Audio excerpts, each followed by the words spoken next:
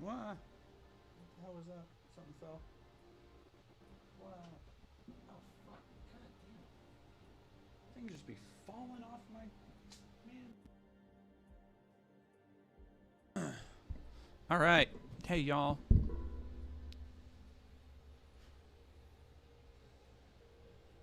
Weird fucking lighting tonight. There we go. That's better. If you hear Miss, no, you don't. She is yelling at me for food, and I've already fed her. I promise you, I've already fed her.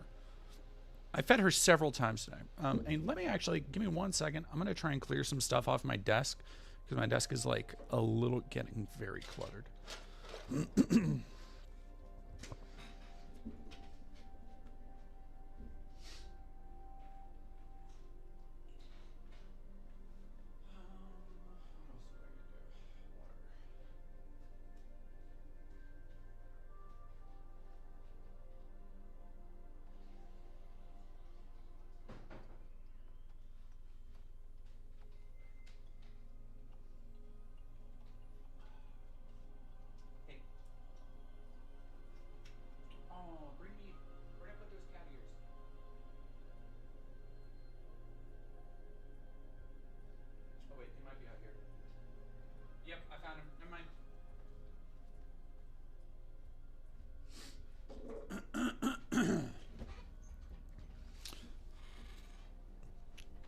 How is everybody doing tonight? Wow.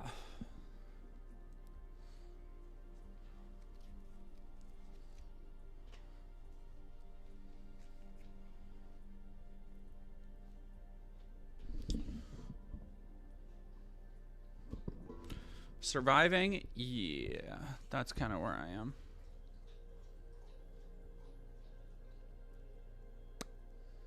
Is my...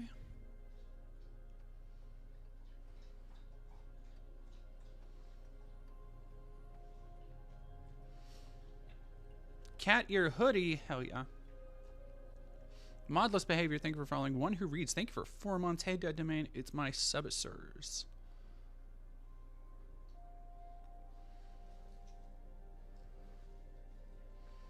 Ooh woo. Cool. If I want to tame Fuentes, not in my fucking life.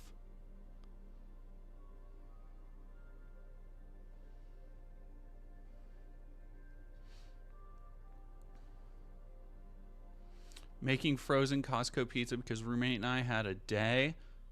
I fucking, you know what? I fucking feel it. I feel it. I need to get different black lipstick. This one is not doing it for me today.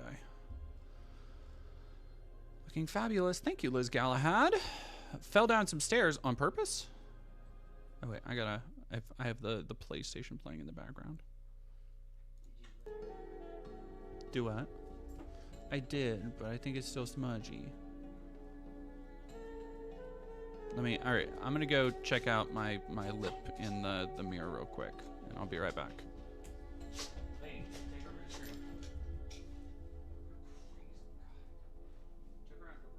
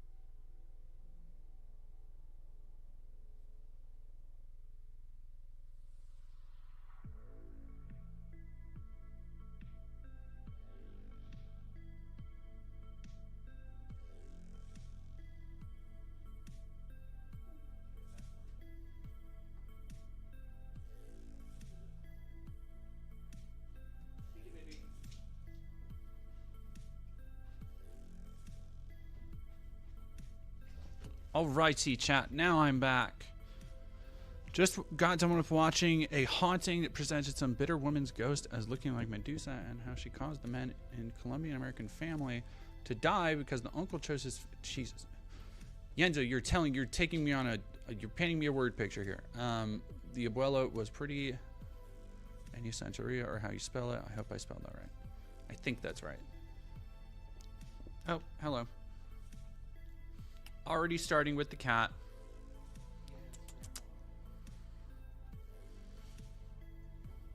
Does the other cat... All right, the other cat one. Lady. Lady. You are being such a booger. She also wants to be on the stream. I know, she wants to be on... She's gonna be sent to kitchen. Yes, you are. You're gonna be a kitchen. No. Hey. You. Stop it. Crazy. Yeah, you're crazy. You sit. Sit. Sit. See? Now I took your collar. Now you're naked. Sit. Oh my gosh. Sit. Don't be naked on stream. Sit. She said, give me that. Friggin' goofus. You're friggin' goofus? Who is that? This is my partner, Koa. Oh, I was going for a cheek. Well, I got you. You did get me. Red for filth. Dustin the Dam, thank you very much. Dustin the Dam says, love your ears and your partners tonight.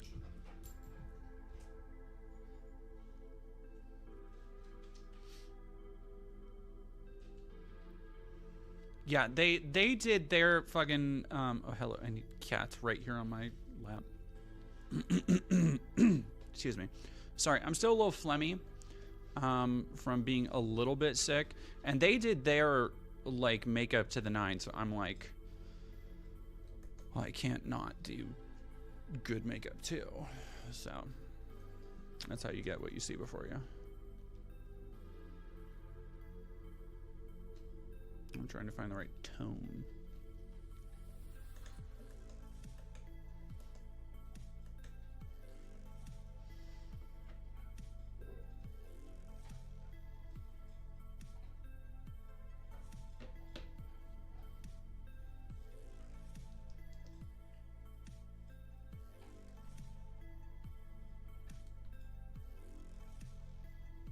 Yeah, okay. I guess it's gonna have to be brighter.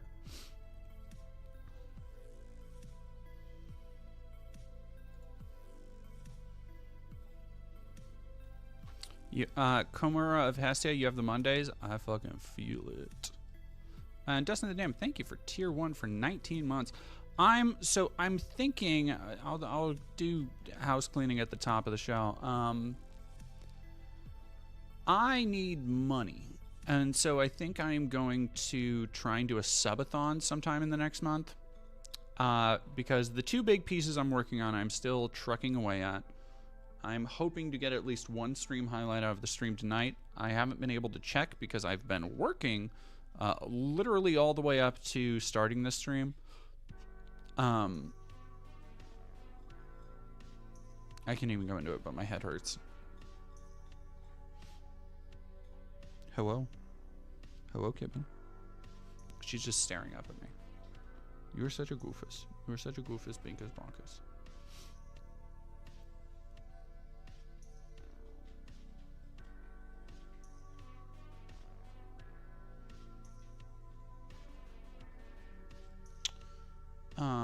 But yeah, I'm thinking I might do a subathon at some point in the next couple months. And I don't know what that's going to look like. I'll probably need to look at some, and Johnny Viral, thank you for that, the chat ads. I'll probably need to look at some, like inspiration to see what other people would be interested in giving for, because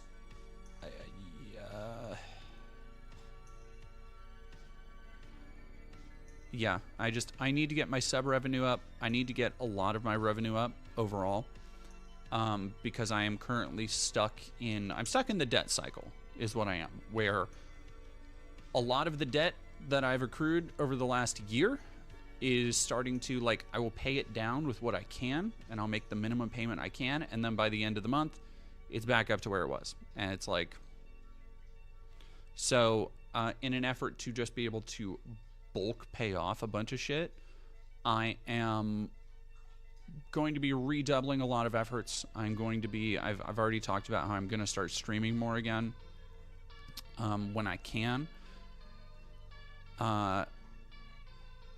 And yeah. And sorry, I do apologize for any throat clearing that happens tonight.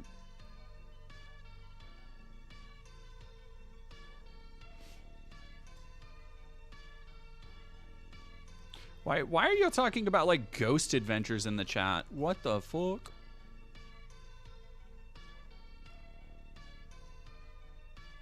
Talking about Zach Baggins. Oh. All right, Kat's going on her own way, going about her adventures. And sorry, I was not looking at the multi-stream chat, so I did not catch if y'all were and she's back up. I know y'all, yeah, her tail is just a little periscope. You were such a little goofus. Firecrafted Gaming. Oh, look, it's Luna. Who's Luna?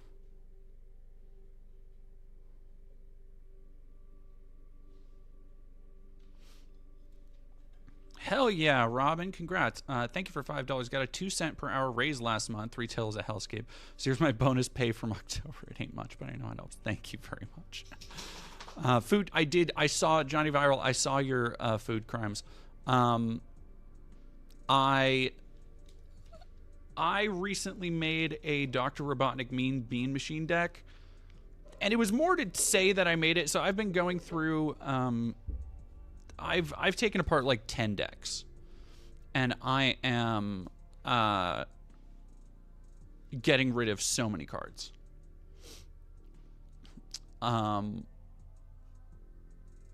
Partially just like to save money and stuff. I'm getting rid of a lot of stuff. I'm getting rid of a lot of shit I don't need.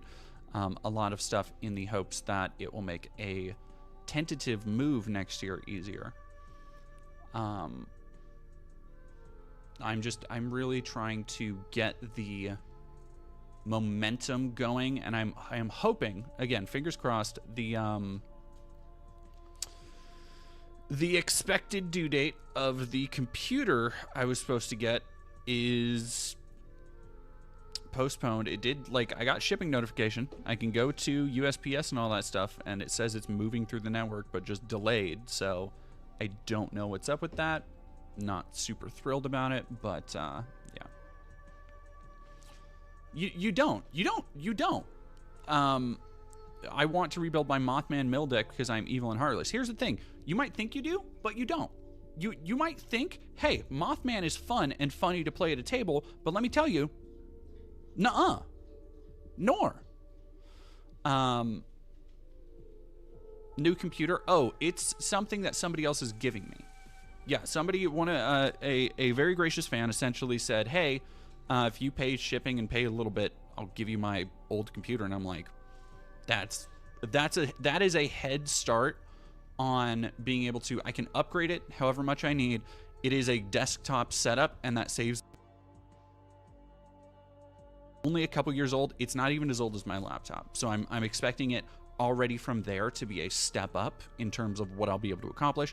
And it's an actual desktop, so I'll be able to like upgrade it and work on it over time, which I think will be much easier for me rather than having to, again, the big thing that has kept me from trying to pursue this type of upgrade has been like, I just need to fucking have the money, have the capital, and invest in it. And being able to have that base, that skeleton to work on an upgrade, I think is going to be the easier way to do it. Playing my little CTCG. Mono Red Lantern Control Commander. I hate myself as much as I hate my pod. That does sound gross. Ryan 3, I'm selling most of my Magic stuff. UB ruined it for me. So here's the thing. I'm not saying same, but I think I have reached a point of intense saturation where I'm like I've gotten rid of so many cards. I've gotten rid of so many decks now. But I still have decks that I like to maintain, that I'm liking to upgrade. I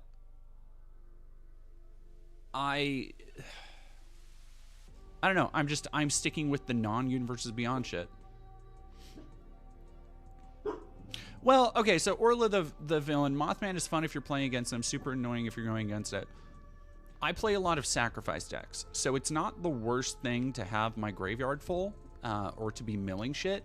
The pain in the ass is when there's a Mothman who ramps really fast, gets Mothman out, gives me rad counters, and then I'm unable to get the things that let me bring shit back from my graveyard. So I'm ramping fucking, or I'm milling like my Macabre Waltz and I'm my Overgrown Cemetery and all the shit that I would normally use. And so it's like, okay, well now I just can't play the fucking game. Xenagrel's Avatar is really sad. Avatar is not as bad as Spider-Man. Like, straight up, I think Avatar looks like such a... I think Avatar is not going to be as well... It's not going to sell as well, obviously. I think Spider-Man has done real deep harm to the brand in a way that we won't know about yet. But I think Avatar seems like a much more considered, thoughtful set. And also, they're bringing back a lot of like interesting typal stuff, like allies and shrines.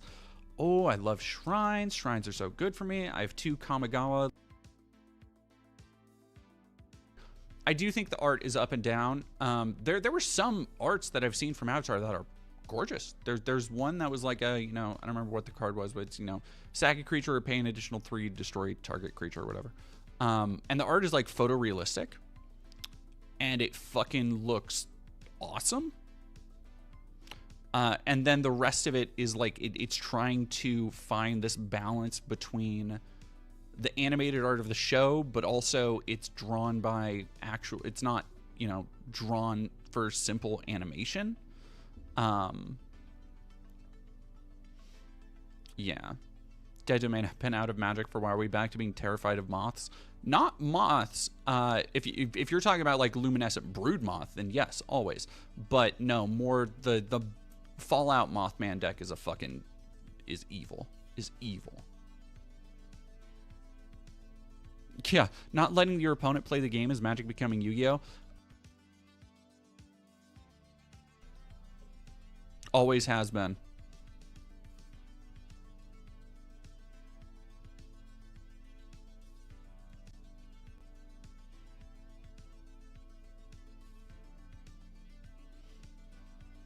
Oh yeah, the Avatar bonus sheet, like those things suck shit. I will make literally no goddamn excuses for that. It's like kind of fucking heinous. Oh, Moth Nexus with Kessid Wolf Run. That too.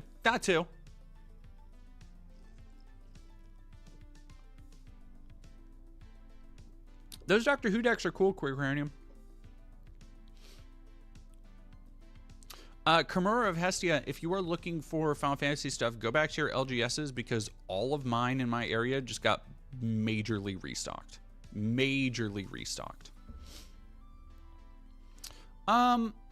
Okay, what's a bonus sheet? Carnal, so when you open a pack of Magic cards, there is a chance that there is a bonus sheet is a generic term for a series of reprints that have been given special art. Now they have special art. So for a while, bonus sheets would be random reprints of cards. So when you buy a pack, you're getting those cards from a specific set, right? Like you're getting Brothers War cards in a Brothers War pack. And then they would have reprints of like certain cards that were just, either fun reprints or like maybe they were rares that never got reprinted. That would be at an even higher rarity, but they would be the bonus sheet. So it's literally just a bonus. Over time, some of the bonus sheets became like special guests where they would have like reprinted cards, but they would bring in really like cool artists for them. They did that with Karlov Manor, Thunder Junction, Bloomborough, Duskmourn, and a couple other ones.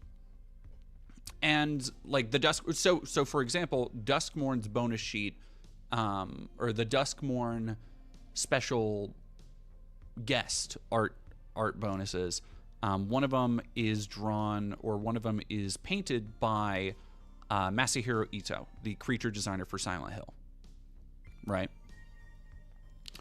And so what they've started doing with Final Fantasy was doing these reprints, but using assets from the franchises. So they don't, which is, it's heinous for a couple reasons. One, it is so transparently a way for the company to not pay artists extra. And two, with Final Fantasy, it was really up and down. And you can go look these up. Because there would be some that were gorgeous, because like Yoshitaka Amano, like a lot of the Final Fantasy artists, this amazing, incredibly detailed, very, like just gorgeously colored art. And then some of them would be blown up PS1. All right, let me see actually if I can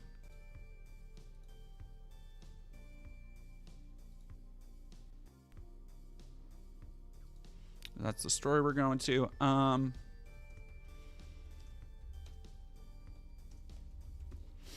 I can just illustrate for everybody what I'm talking about.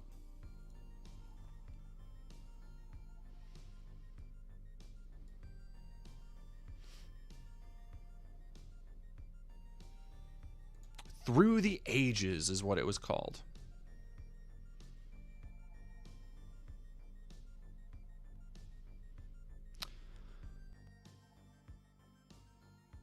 Some of them, fucking gorgeous. Brilliant.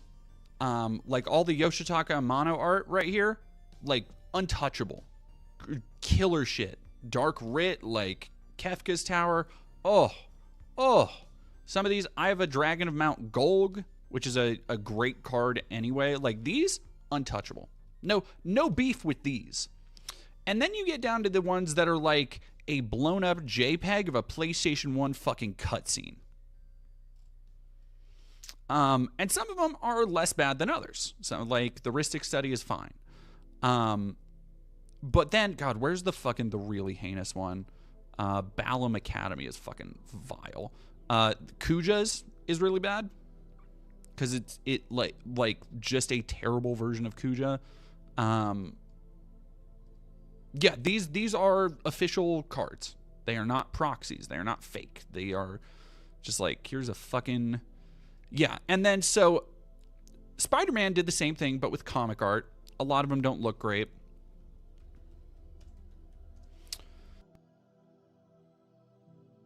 About Avatar, because Avatar is doing the same thing. The way that they are like marketing this shit is that like, oh, it's it's directly from the source material. Like, here's the exact thing, is without any artistic, which is fucking bullshit. What it is that they don't want to pay artists. And so what you get are these cards that are just fucking blurry ass printouts from a 20-year-old animated show. And they look like ass. There's one with what the fuck's the character's name? Firelord Ozai, that just looks so shit.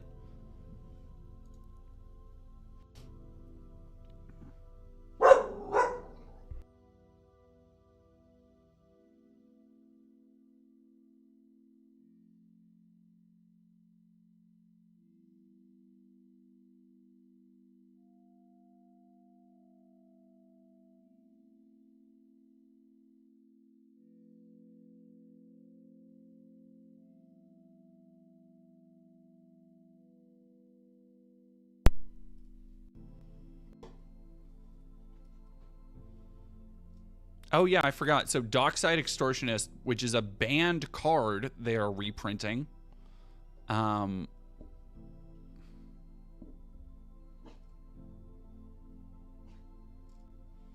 Which sucks. Yeah, Sundial of the Infinite Train.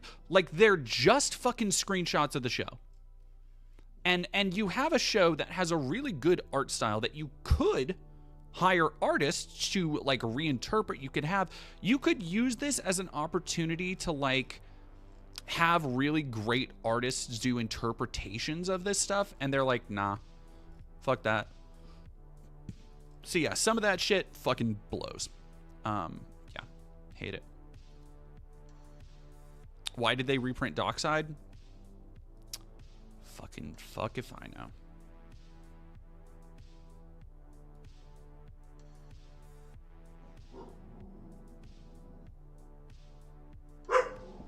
Hey lady, could you not please? Oh no, plenty of them are actually blurry. Yeah, like that happened with a lot of the Final Fantasy cards. Is people were like, oh, let's wait until we get the printing in hand. Maybe it'll be a little bit clearer. There's like, no. Some of those the print quality on some of those things fucking blows. Well, the print quality is fine. It's just like the quality of the original asset. Like these are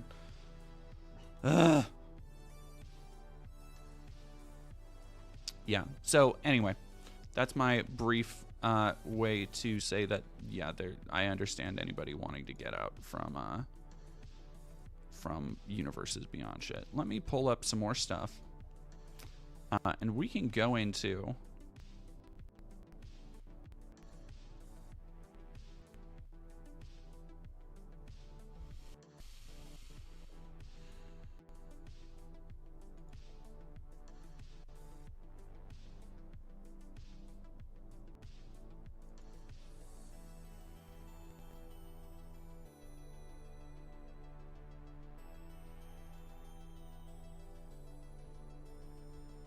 Give me 1 second.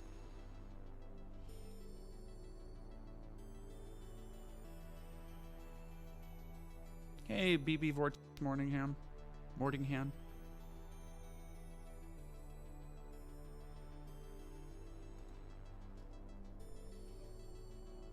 Oh my god.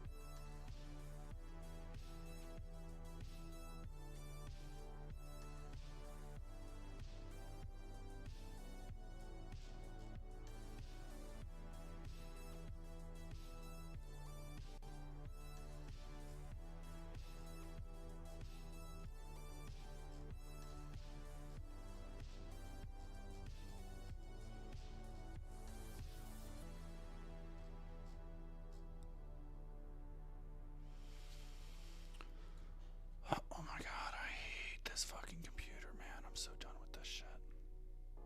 Hi, Stella.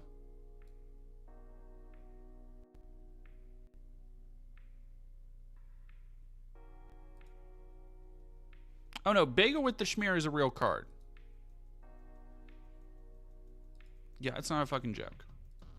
I mean, it is a joke, but not in the way that most people might think.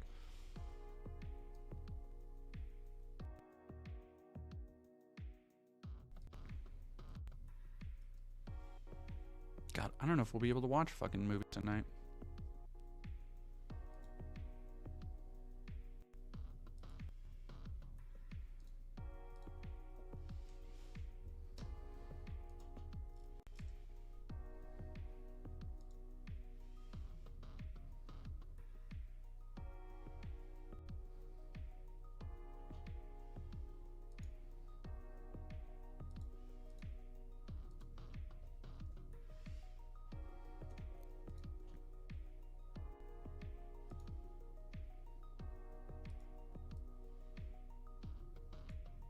I mean, Rainy Days, there is, like, did I see? No, I didn't watch the 60 Minutes Trump interview. Why would I? Like, why fucking bother? No, nobody in actual media is going to ask him or push. It's, people need to stop depending or trusting so much in, like, reporters. One of the things that we should have realized culturally, like, is that reporters are not this, like, sanctified truth-seeking class. Like, it is not the checks and balances. They are not the be all end all that people have fucking ascribed to them for so long. My mic is popping in and out. I do not know what to do about that.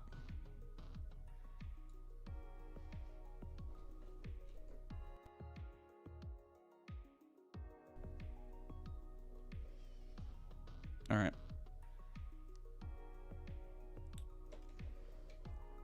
All right, I tried adjusting it. Hopefully that helps. We will see. If it doesn't, I don't know what to do. Somebody was talking about a fucking Morbius crossover. We already had that.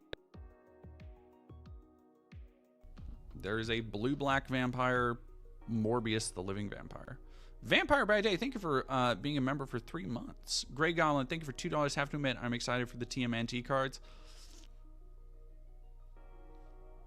E. E.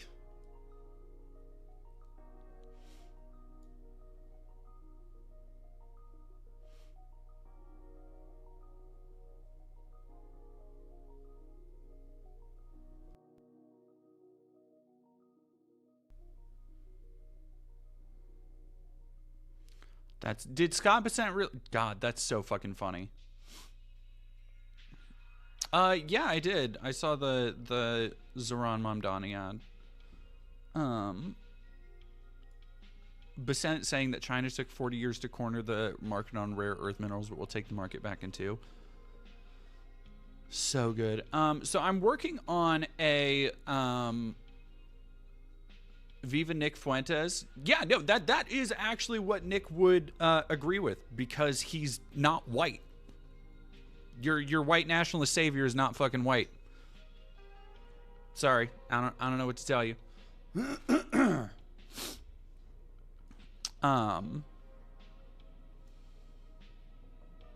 Bissent saying that China, yeah, like so I'm working on a follow-up video to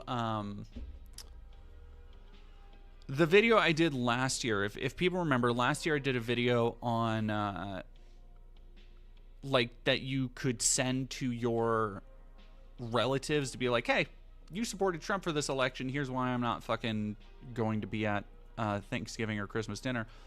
And this year I'm doing kind of a follow-up, and I'm doing another one that is just like, hey, pretty much everybody was right about how fucking well, not only was everybody who was trying to raise alarms right about how disastrous it would be about Project 2025 and all that shit, but at literally every fucking conceivable level, life is worse under Trump for anybody of any political affiliation.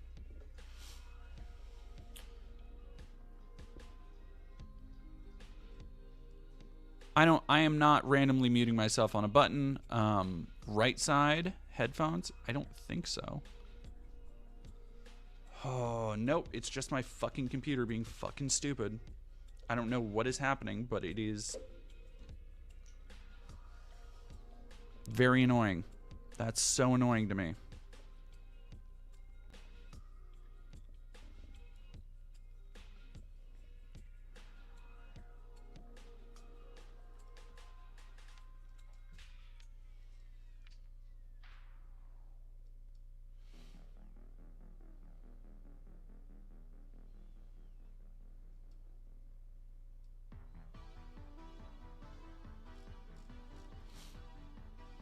Maybe the mic cable is damaged. It's just been, I don't know how it would get damaged. It's just been fucking sitting here.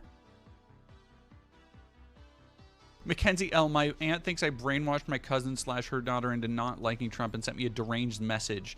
I hadn't, Tell you what, Mackenzie L., a couple of days I'll have the perfect video. I'm thinking of exactly situations like yours as I've been writing this. Yeah. Just trying to help. No, I know, Santa Random. I don't mean to be a bitch about it. It is very, tech shit is very annoying for me. So if I'm snapping at you, it's not that you are doing anything wrong. It's that I'm mad at the technology. So yeah, I'm sorry. I do not mean to be so snappy.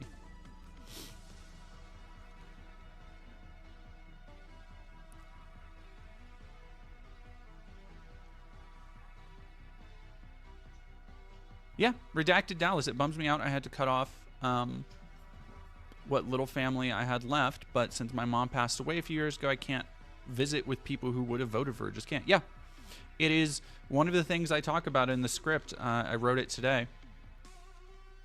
Was about how, like, if you are a Trump supporter and you're fucking sharing memes on Facebook about, you know, you should be able to just like jokes about being able to shoot protesters, or praising that people are fucking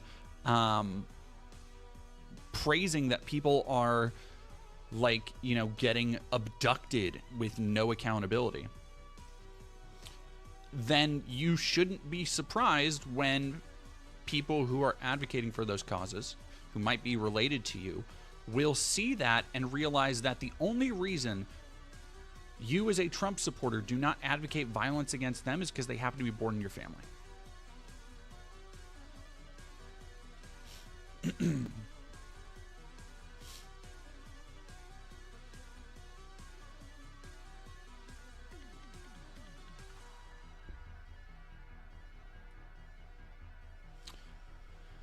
Now, I wanted to start with this. Let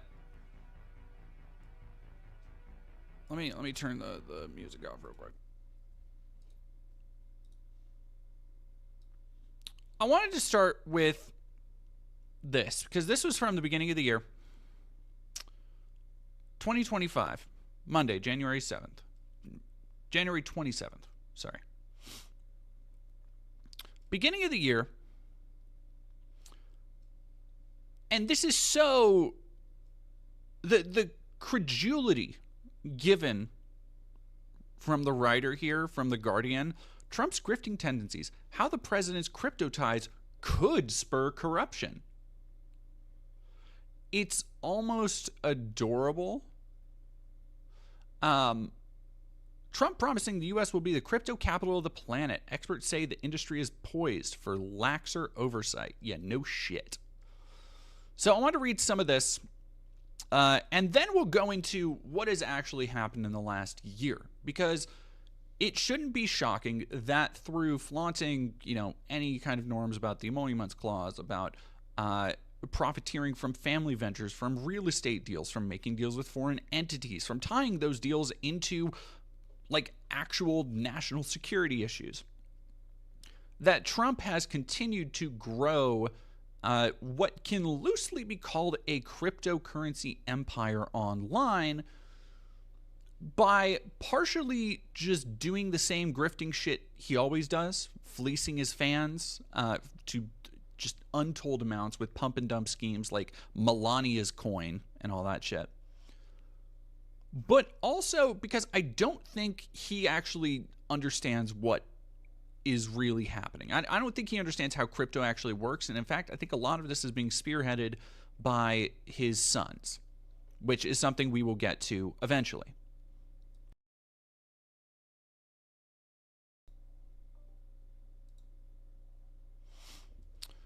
All right.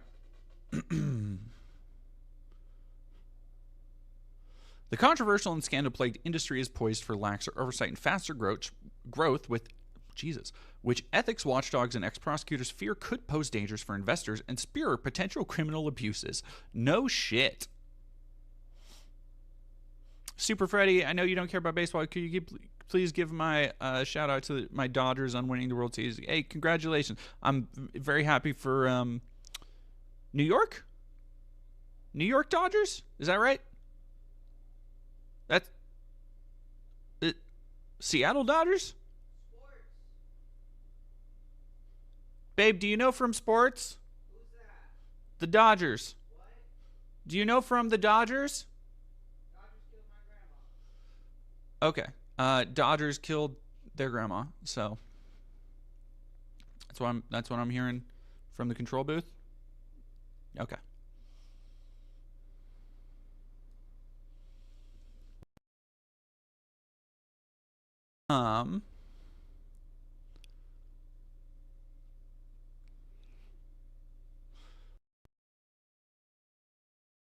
Speculative crypto business. Trump, in a stark act of self-enrichment days before his inauguration, revealed another crypto venture, a personal meme coin dubbed Trump, which drew strong criticisms from ethics watchdogs, economists, and some industry insiders.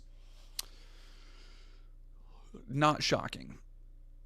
Crypto executives applauded when Trump last month tapped Paul Atkins, who founded a pro-cryptocurrency group, to chair the Securities and Exchange where he used to be a commissioner.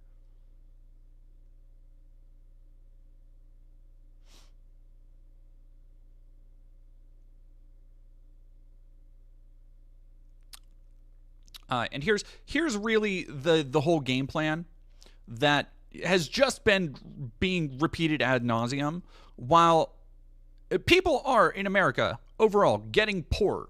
Shit is getting more expensive. But Trump continues to run grifts like this, which does tie into some other recent news, which I will talk about in just a moment. But again, from the beginning of the year, Trump has earned kudos from crypto companies for appointing David Sachs, a Silicon Valley venture capital mogul who helped found PayPal, has ties with billionaire and crypto enthusiast Elon Musk, and is the first crypto and AI czar in his new admin. At the crypto ball, Sachs declared the reign of terror against crypto is ending, the same night Trump took to his Truth Social platform to launch the Trump coin, which and here's the really important part, which has no inherent value, but whose price soared before Trump's inauguration, increasing his paper worth by billions of dollars.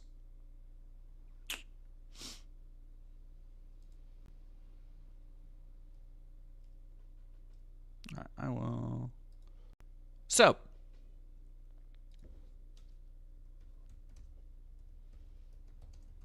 I need to look up. I didn't realize it was fucking Bloomberg.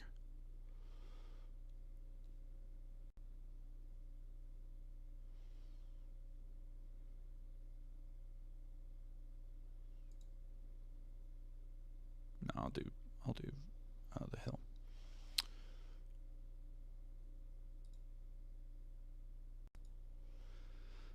Now, I want to go, before we step forward, I want to go back in time really quick. Much like Huey Lewis and the news, to 2023, where from the Department of Treasury, home.treasury.gov. This was a press release November 21st, 2023. The U.S. Department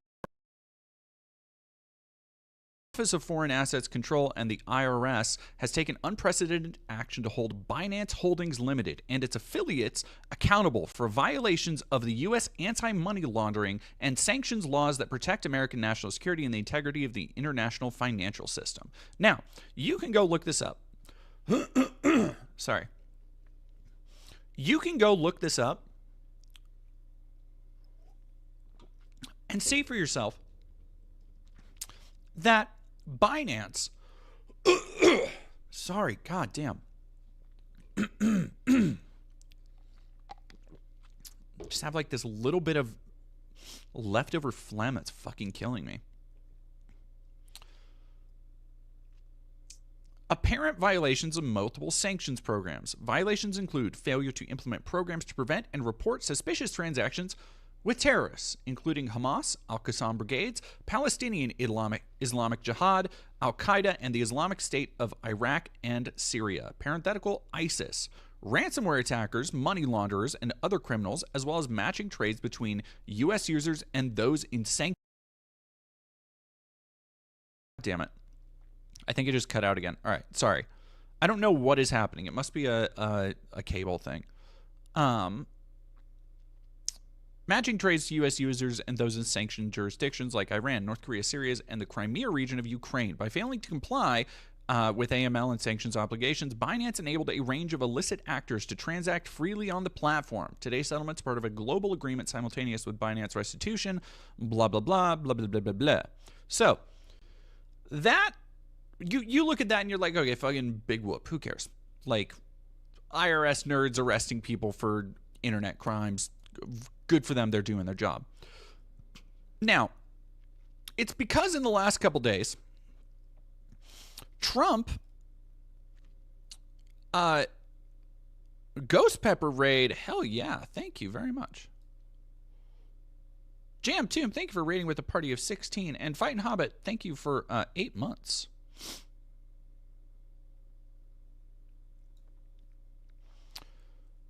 Trump has sought to distance himself from Binance founder, this is from The Hill, today? Yeah. Trump has sought to distance himself from Binance founder Changpeng Zhao after facing backlash for pardoning the cryptocurrency billionaire whose company has had business dealings with the Trump family's digital finance venture. Now, here's the thing. A couple important things about Changpeng Zhao. The first and most important is that he pled guilty. Like that is something that is being kind of overlooked here, is that he admitted fully, with full autonomy, legally, that he committed these crimes, that he enabled Binance to facilitate illicit and illegal trading, to fund terrorist networks, to fund black market and dark web transactions. He admitted to that. He was guilty in every sense of the word. There was no ifs, ands, or buts. This was not a like, oh, well, maybe he was framed. Like, it was settled and dusted. However, Binance, as we'll talk about, because I'm trying to work backwards and move my way in, right? Binance has ties to what the fuck is it? It's World Liberty, Freedom World, Freedom Liberty. It's some dumbass ultra conservative like name generator name for the fucking thing. Yeah, exactly. BB Vortex. I'm getting there. The Abu Dhabi fund paid $2 billion to Trump family crypto for their stablecoin to invest those coins in Binance. Yes. When Trump pardoned CZ, yeah, and so he claimed from the 60 Minutes interview that we haven't watched yet that he didn't know who Zhao was. He also claimed this days and days ago when reporters first called attention to it. It's kind of making the rounds again now.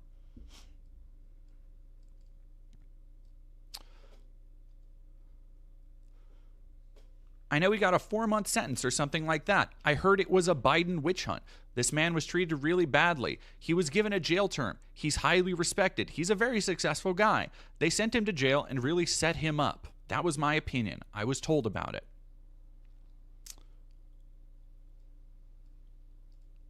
Now,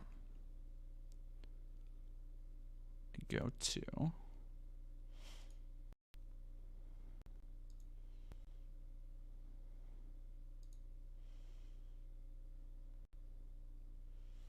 I have a couple other things. This is from Reuters. I did a whole bunch of research into this. I was going to do a video on it, but I don't have time to dedicate like full edited video time to it right now. So it will be a stream highlights video just to get all of the requisite information across.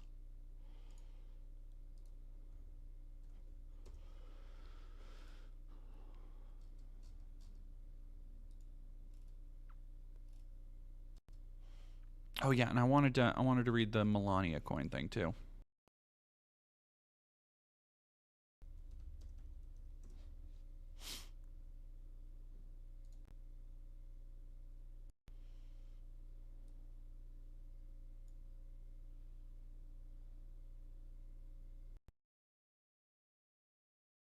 Fuentes is a Fed. Trump is a pedophile. You are an idiot peasant that bites divide and conquer psyop hooks without any. Some more. This is boring. Okay, dude. Nick Fuentes is a Fed. Sure, buddy.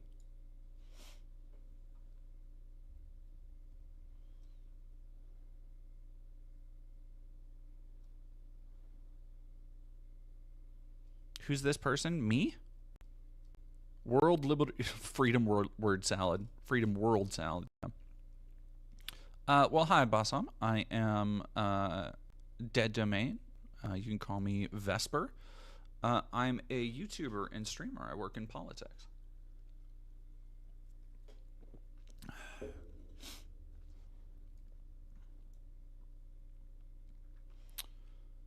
So, like somebody in the chat was saying, Trump stablecoin chosen for $2 billion Abu Dhabi investment in Binance, co-founder says.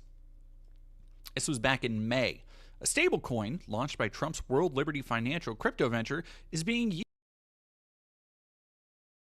$1 investment in crypto exchange Binance, one of World Liberty's co-founders said on Thursday.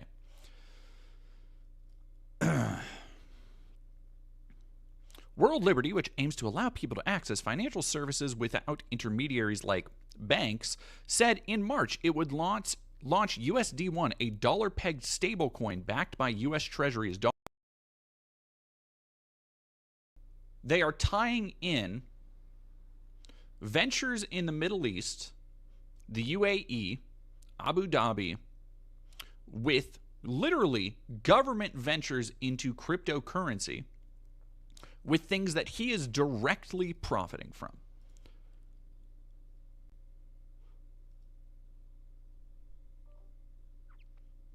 Let's go over to the New York Times for this one. Or okay, let's go over to the New York Times for this one. April 29th, 2025. The pitch from Z Money arrived on the encrypted messaging app Signal just days before Trump's presidential inauguration.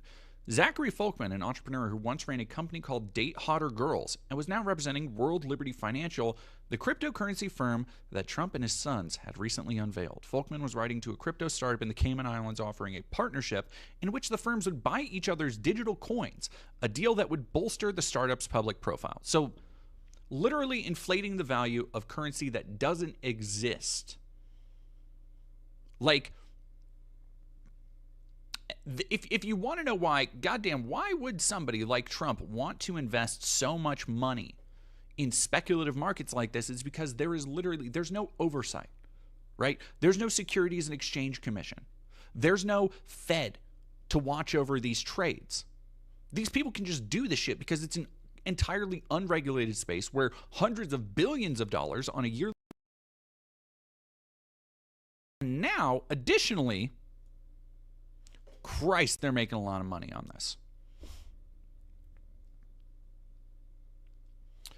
Everything we do gets a lot of exposure and credibility, Mr. Folkman wrote, asserting that other business partners had committed between $10 million and $30 million to World Liberty. The Cayman startup rejected the offer, as did several other firms who received a similar pitch. They considered the deal unethical, concluding that World Liberty was essentially selling an endorsement and hiding the arrangement from the public. Trump never does that. The firm, largely owned by a Trump family corporate entity, has erased centuries-old presidential norms, eviscerating the boundary between private enterprise and government policy in a matter without precedent in modern American history. We love our unprecedented shifting of norms, don't we, folks?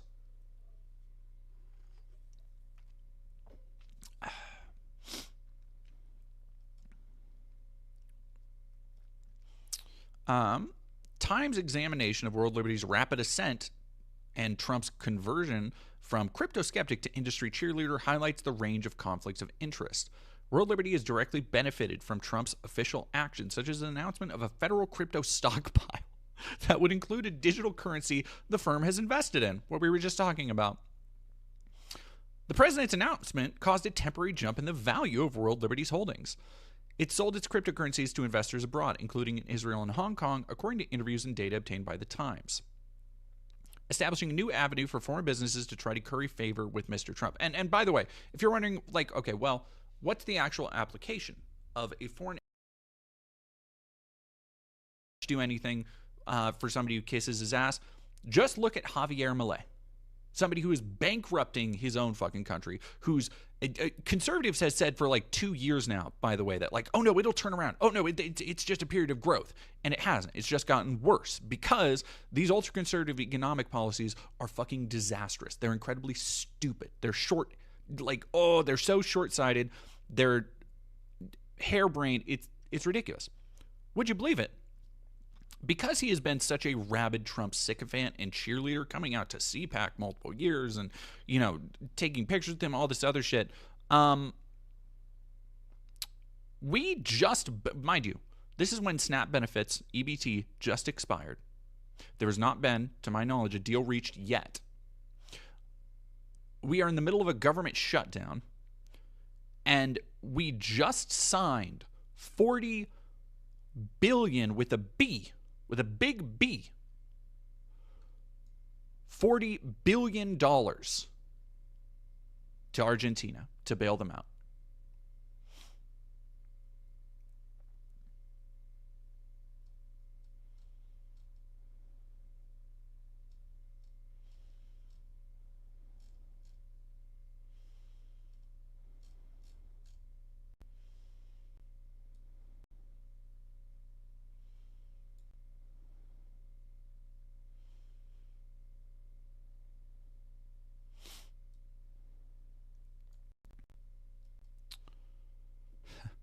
Quote, it's a black spot on our industry, which is admittedly a very funny thing to say about the crypto industry.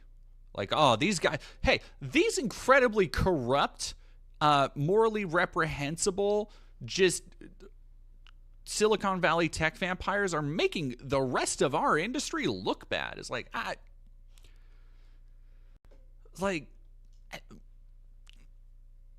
don't know what to tell you, dude. Suffix, thank you for subbing with Prime. I know, Awesome Stella, thank you. Hey, Void Sonic Shuffle. It's a black spot on our industry, said Anuchronia, a founder of Sonic Labs, a crypto firm that turned down World Liberty's pitch. Anyone who accepted would, quote, obviously think they're going to make money because it's the officially endorsed Trump project. I don't know if people would be, if people would buy into that. Quote, it's one of the more successful things we've ever done, Eric Trump, the president's son, who runs the family business, said in an interview this month at the Trumpadoro Golf Course in Florida. He and his brother, Donald Trump Jr., are actively involved in World Liberty, though they rely on 3 partners to oversee the daily operations. 2 of them, Mr. Folkman and Chase Haro, have a mixed track record in crypto. The other is Zach Witkoff, the son of Trump's envoy to the Middle East, Steve Witkoff, who is also a World Liberty founder. Wow, shocking. In recent days, Zach Witkoff, Folkman, and Haro were in Pakistan, meeting with the country's Prime Minister, Mohammad Shahbaz Sharif, and other top government officials to discuss World Liberty. The trip, complete with limousines, a dance performance, and police escorts, seamlessly blended the president's business interests with the trappings of a state visit.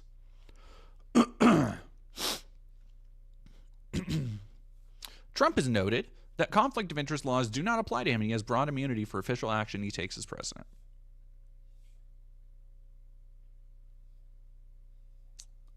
Unfucking believable.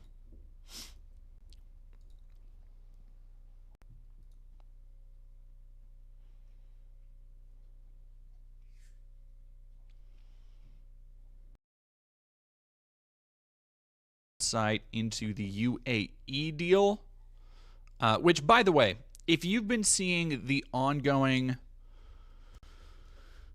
was it in the Sudan?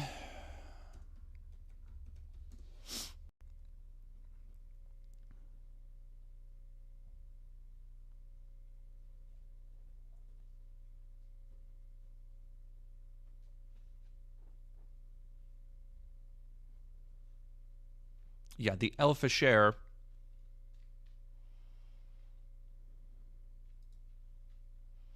Alleged arms ties to Sudan's rebels. I cannot, much like with, probably worse than Gaza, actually.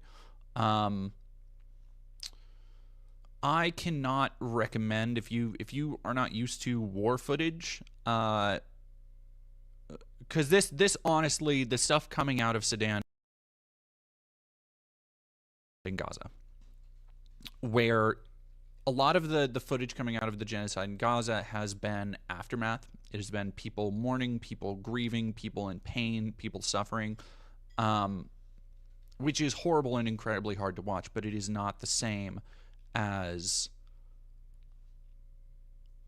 watching like villages being rounded up and burned to death. Like the heinous shit coming out of Sudan.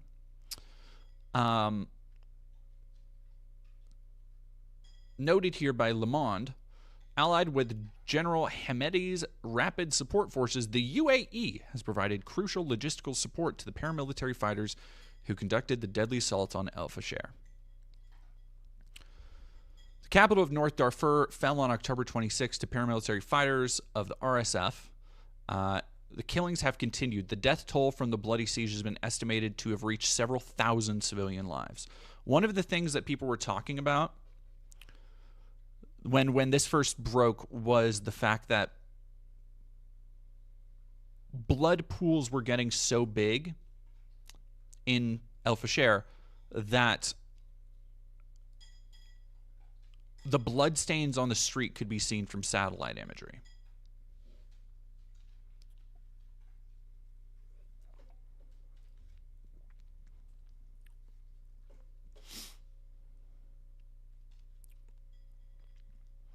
The yeah.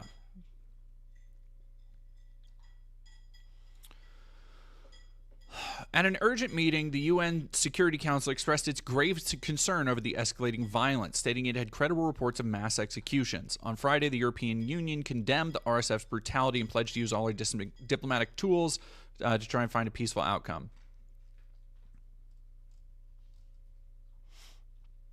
Let's see if I can find another one.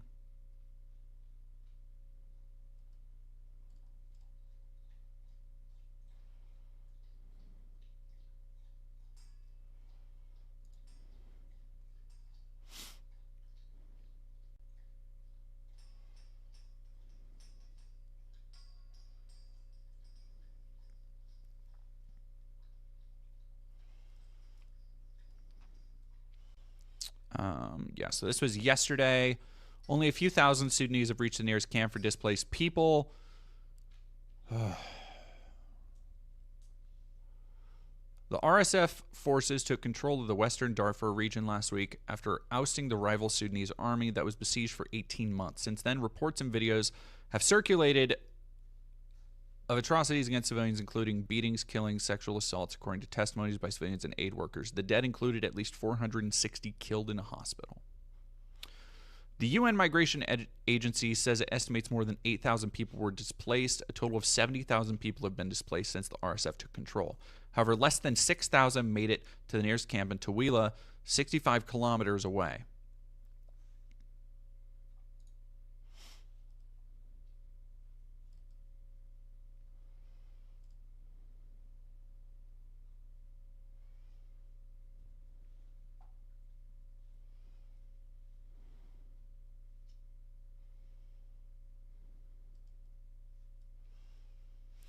Sudan's official accuses UAE of backing a terrorist organization. Adawi said his government would not negotiate with the RSF, urging the international community to designate the group as a terrorist organization. The government of Sudan is calling on the international community to act immediately and effectively rather than just make statements of condemnation. The UAE has backed the RSF and opposed the Sudanese military, pointing to the army's ties to Islamic forces that Abu Dhabi has long opposed. The UAE has denied accusations despite evidence to the contrary. When asked earlier on Sunday about his country's support for the RSF, senior UAE diplomat Anwar Garesh did not directly answer the question while attending the annual Manama Dialogue Security Summit in Bahrain. He said that the international community made a critical mistake in supporting both the military leader, General Abdel Fattah Burhan, and his rival, RSF commander. Is that commander or commandeer? Jesus. Sorry, I thought there was a... Never mind. Commander General Mohammed Hamdan Dagalo, when the army ousted a Western-backed power-sharing government in 2021. The UAE supports a 3-month humanitarian ceasefire with two parties negotiating and a civilian transitional government formed in 9 months, he said. So, when you read about, I want you to keep that in mind.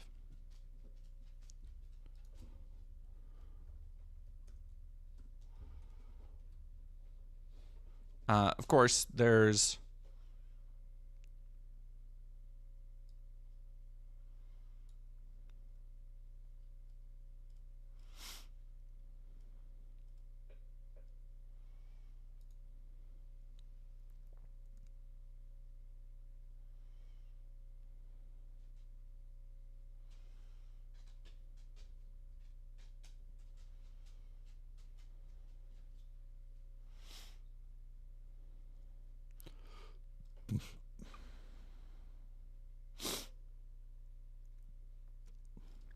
in Saudi Arabia.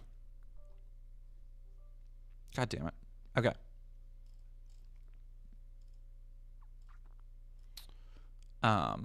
Which is, by the way, Saudi Arabia, I believe Saudi Arabia were the ones who gave Trump the jet this year. And I only bring this up to show the like span of evil shit that the administration just does not care about. Qatar. No, you're right. Qatar was the one.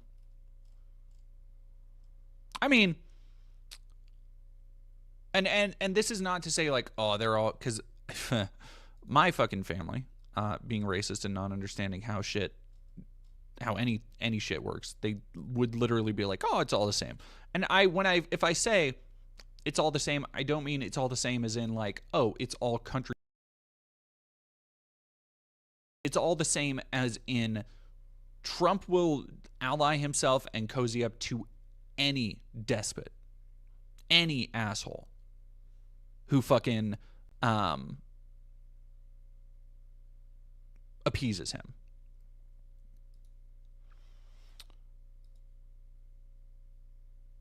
So as we're reading through this,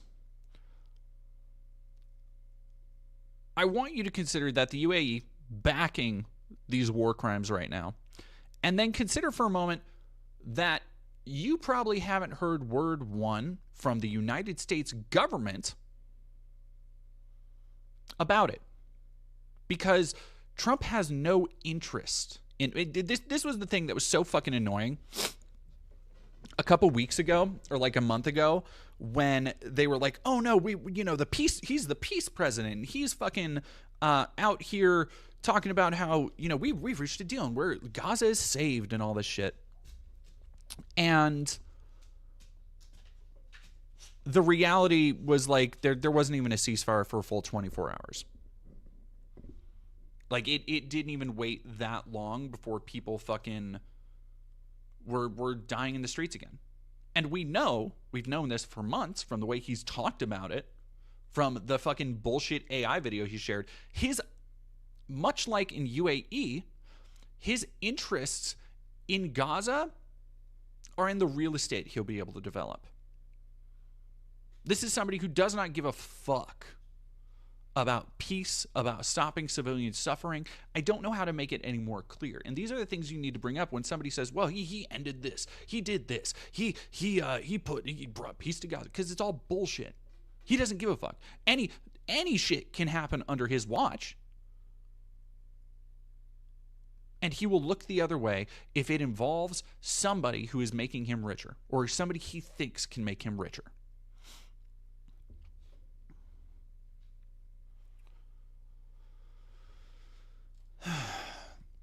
So from September 15th, this summer, Steve Witkoff paid a visit to the coast of Sardinia.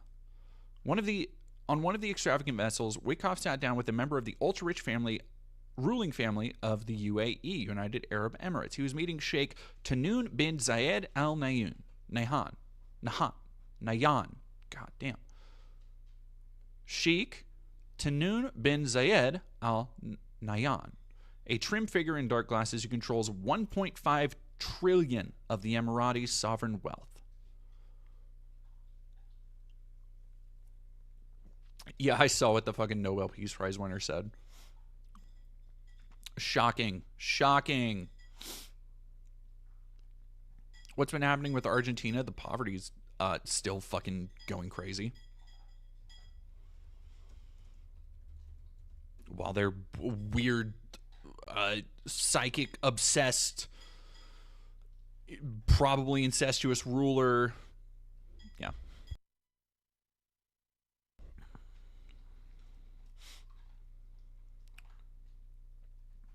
Oh, poverty rate dropped to 38.1. Wow.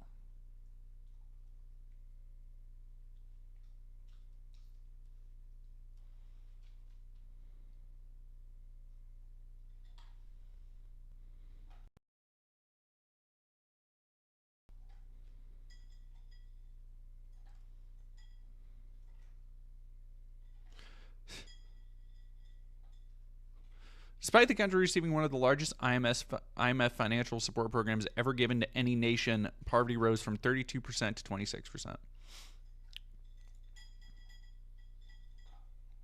Anyway, we'll talk about Argentina more soon.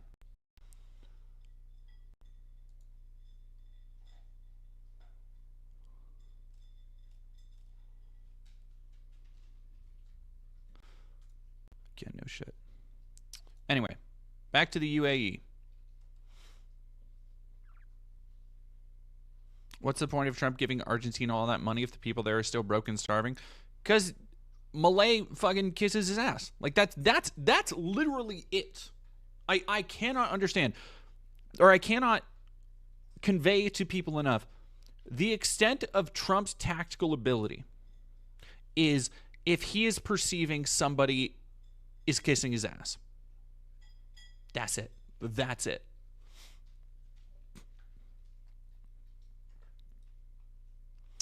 Over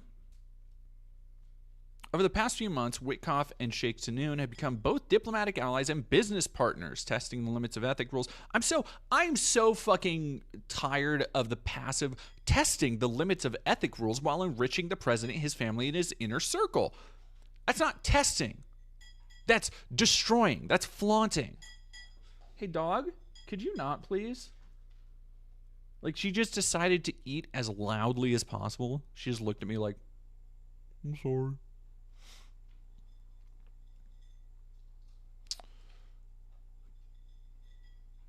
In May, Witkoff's son Zach announced the first of the deals at a conference in Dubai. One of Sheikh Tahnoon's investment firms would deposit $2 billion into World Liberty Financial, a cryptocurrency startup founded by the Witkoffs and Trumps. 2 weeks later, the White House agreed to allow the UAE access to hundreds of thousands of the world's most advanced and scarce computer chips, a crucial tool in the high-stakes race to dominate artificial intelligence.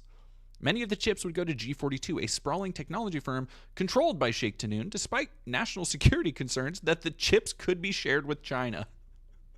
So again, whenever you hear somebody talking about spreading this bullshit, about how, we need to, one of the things they'll fucking keep talking about is how we need to be doing AI, like this is the new Cold War, is who's going to win the AI race with China. It's like, again, goddamn, it really is like the Cold War all over again. This is just fucking like proxy wars that we're funding both sides of. Is crazy. Yeah, it's just enriching himself. Like that's all it is. Wow, they even made a whole dialogue. That's crazy. Witkoff advocated to give the Emirates access to the chips same time his and Mr. Trump's family business was landing the crypto investment, despite an ethics rule intended to prohibit officials from participating in matters that could benefit themselves or their relatives. Despite key figure in the chip negotiations raising alarm from some Trump admin officials who believed that it was improper for a working venture capitalist to help broker deals that could benefit his industry. He received a White House ethics waiver. I'm sorry, that's fucking funny. Psydocu, thank you for following. A waiver for ethics is fucking wild, dude. That's crazy.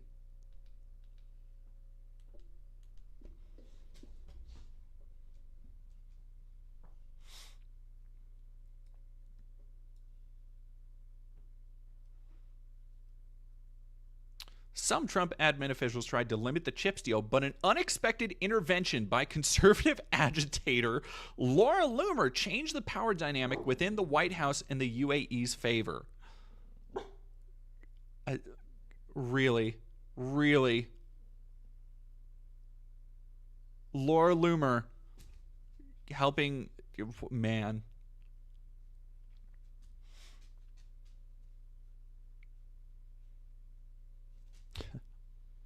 Yeah, no shit.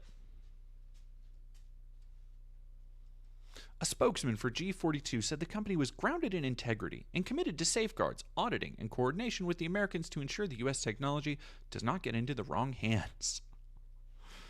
The first instantly propelled World Liberty into one of the world's most prominent crypto companies, giving it a revenue stream that could be worth tens of millions annually.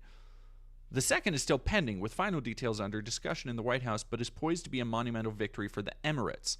The Trump admin agreed to exponentially increase UAE's access to one of the most important inventions in modern history. Jesus. The back-to-back deals violate long-standing norms in the U.S. for political, diplomatic, and private deal-making among senior officials and their children, according to 3 ethics lawyers who interviewed by the Times. Look, I don't even know if you need to bring the lawyers into it. I feel like this one's pretty cut and dry, y'all.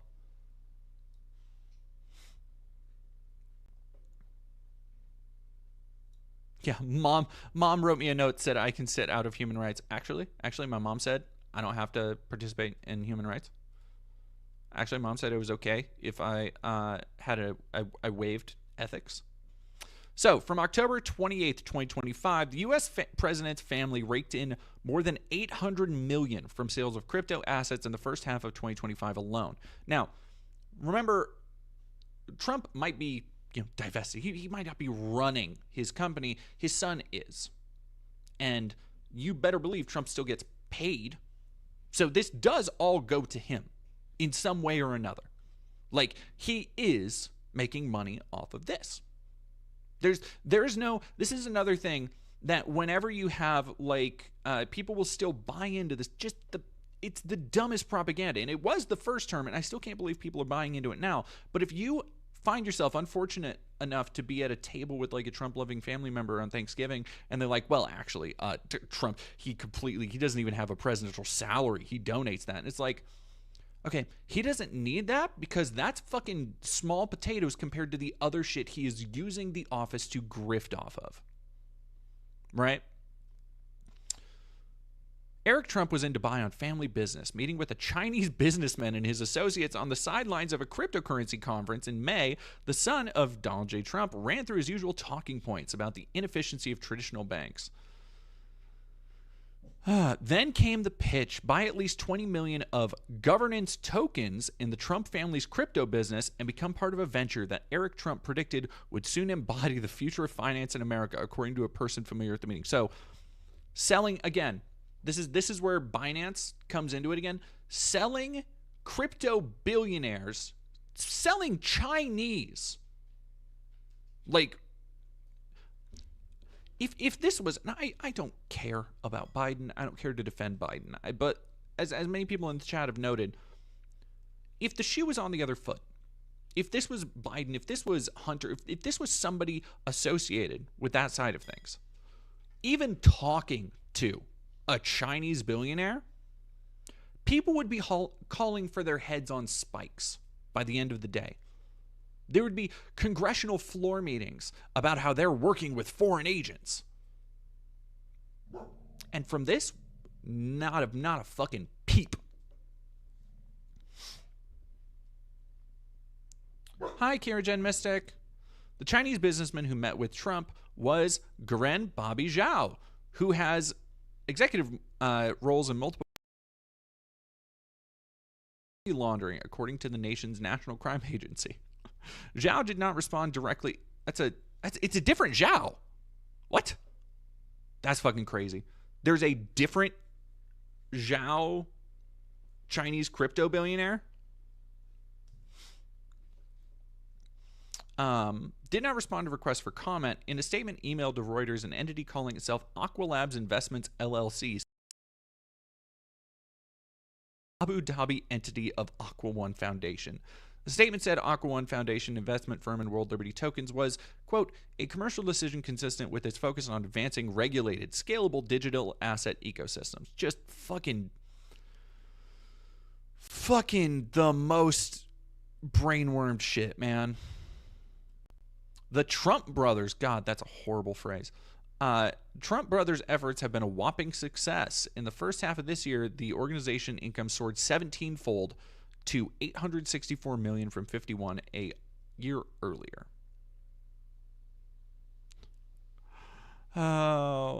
According to Reuters calculations based on the president's official disclosures, property records, financial records released in court cases, crypto trade information, and other sources, of the first half total, $802 million, more than 90% came from Trump crypto ventures, including sales of World Liberty tokens. Great. Look at that shit. Look at that shit, dude. Trump earnings first half of 2024 versus first half of 2025.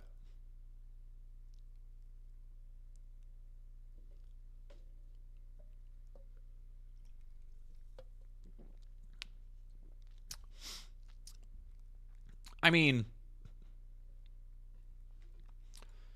fucking same as it ever was. Like George Carlin said, it's a big club and you ain't in it.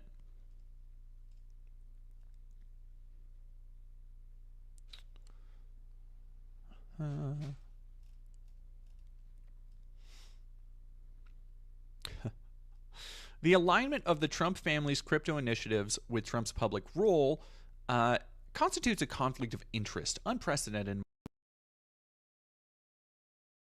Quote, these people are not pouring money into coffers of the Trump family because of the brothers' acumen. Yeah, no shit.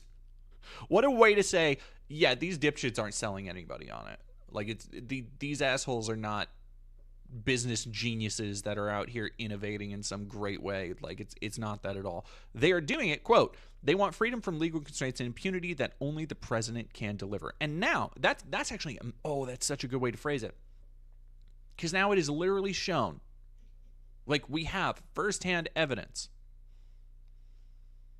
of the Binance founder being pardoned from terrorism, supporting not allegations, crimes that he pled guilty to that happened, we know happened, and he's just fucking off the hook because of his ties to companies like this. Thank you very much, Stella. I'm probably not going to talk much more about the Sudan stuff.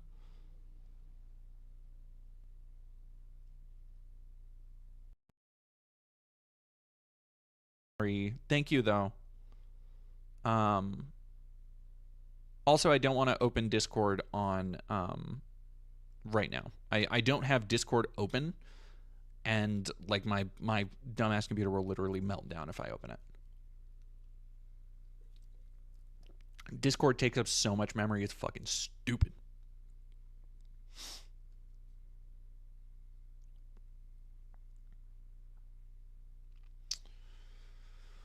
Oh, man.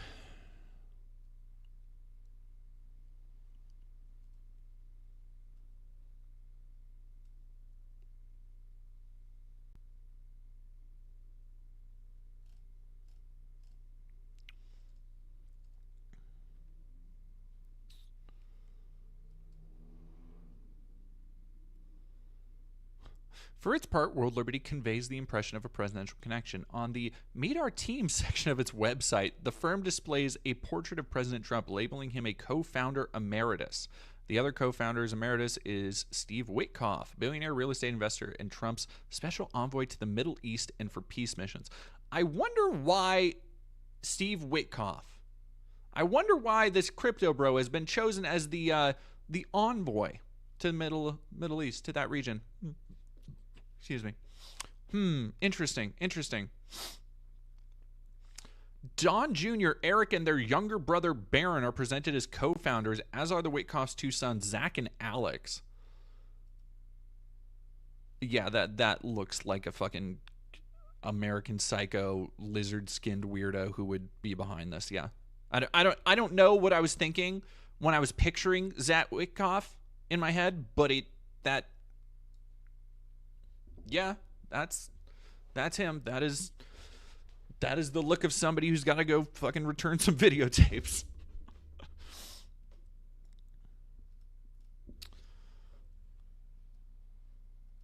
It's an incredibly exciting time, Eric Trump told Fox Business a day after the deal with Alt-5 Sigma was finalized.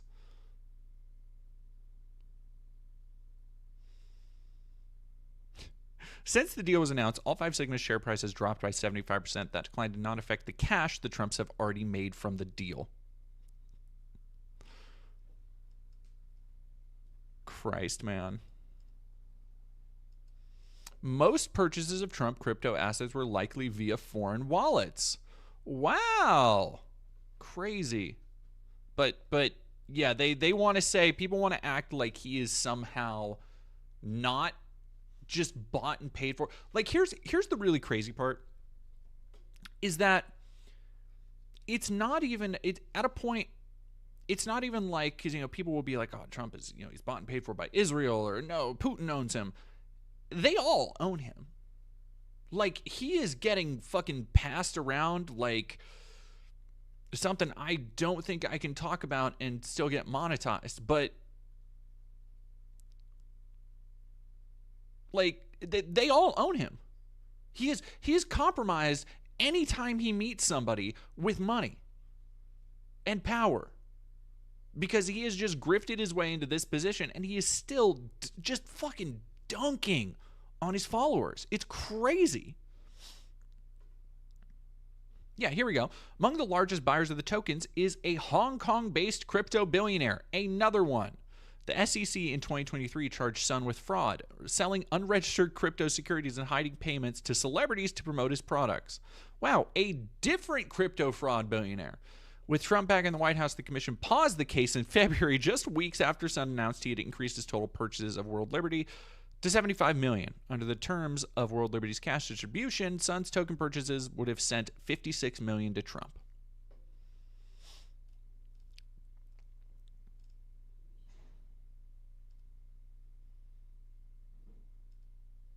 And they don't care. They don't give a fuck. None of the people...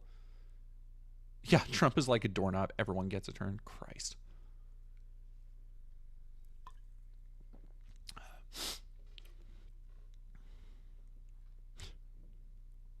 In May, shortly after the announcement that MGX was using the Trump stablecoin to invest in Binance, Shengpeng Zhao, the first Zhao we were talking about, told a podcaster he had applied for a pardon. Last week, the White House announced that President Trump had pardoned Zhao, saying that the previous admin of Joe Biden, quote, severely damaged the U.S. reputation as a global leader in technology and innovation. I feel the need to remind everybody, if you're just joining us, if you're just tuning in now, Shengpeng Zhao pled guilty to his company facilitating crypto that was used in terrorism, that was used in dark money transactions. Stop. All right, give me 1 second. I am getting stuffy. I need to go get some nasal spray, and I'll be right back.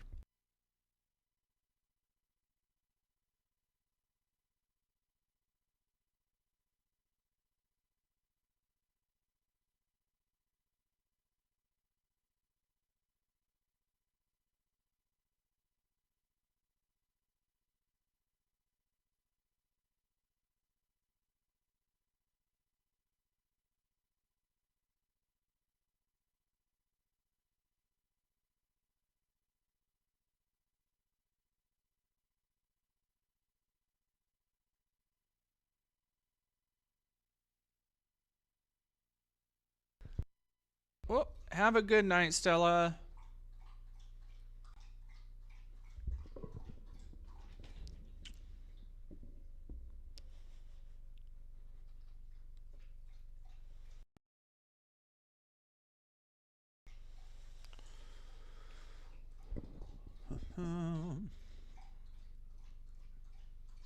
Applying for a pardon is so fucking crazy. After the pardon was announced, Zhao posted on social media he was grateful and would do everything we can to make America the capital of crypto. Off topic, I love your look tonight. Thank you. Yeah, Nathan, Biden was bad for American technology, but now with Trump, everything's computer. Look, I also don't think Biden understands, like, especially right now with whatever, worms are rotting his brain. But I don't think he understood what crypto was at all. But say what you fucking want. Biden was at least trying to get more jobs, trying to start more manufacturing and make more foreign deals to get shit in America, to get shit made here, to bring more business here. Not just business that, like, isn't even helping people. It's just enriching this shit. It's just enabling more of this stuff. And all of these things are connected in that, like we saw, the UAE is backing the murder of civilians while America is silent, which is not a fucking... It's not a coincidence that those two things are coinciding. Is any of this going to make life better for the average person? Fuck no. Fuck no, just to be here. But I want to end with one other thing. Melania Trump's meme coin architects accused of pump and dump fraud in lawsuit. What do you want to bet nothing will be seen of this? And if somebody does get brought up, they will most assuredly be a fucking scapegoat. First Lady not named in suit, in which investors allege Meteora executives created coin they knew would plummet. Yeah, no shit. No shit. Like, at a certain point, I genuinely don't know what kind of case people have for investing in scams like crypto, like this. Because what did you think? Like yes, I fully acknowledge that the investors, the executives knew that there was no value of this because it's crypto. And they are doing it to capitalize on the Trump name. But as somebody who invested, as somebody who ostensibly lost money on this pump and dump, what did you think was going to happen? Like even from a legal perspective, I can only have so much like pity, empathy for somebody who invested in some shit like this. It ends really when you hit the button to give them money. Like, it sucks that you would lose money. It sucks that there are undoubtedly people out there who lost, like, probably their life's fucking savings over this type of shit. And if not this one, then surely some other scam, some other pump and dump, some other meme coin that Trump and his family have been shilling. It's unsurprising. But like, in the big 2-5, or in the big 2-4, how does one fall for, like, this is like an African prince email scam. Like, how do you fall for it at this point? I can't.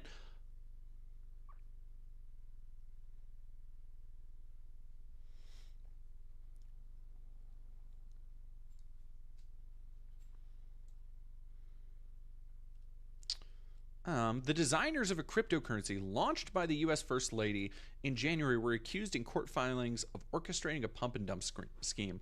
The Melania coins were released for just a few cents each on 19 January, the day before Trump was inaugurated. In addition to Melania, I remember this. It immediately crashed. It was like over within a couple days. Because I was covering the fucking inauguration, just like reading, like, oh, this fucking crypto thing is. It's like, yeah, of course. I think some of this news got understandably, overshadowed by Elon Musk's Nazi fucking salute. It collapsed just as quickly and is now only worth about 10 cents, less than 1% of its peak price. Trump traded at a peak of 45.47, now goes for 5.79, according to Coin Market Cap. The plaintiffs say the coin's creators organized the operation knowing that the digital currency's value would plummet. Anybody could have seen that coming. Herself, Melania is not named in the lawsuit. The plaintiffs said they did not believe she was culpable.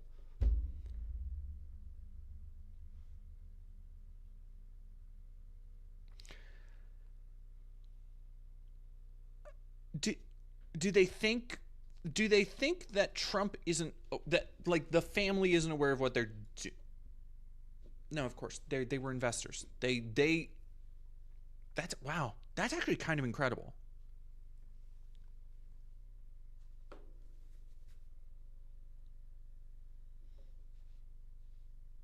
I hate my hair getting all stringy. That's actually kind of incredible that they would be like, hey,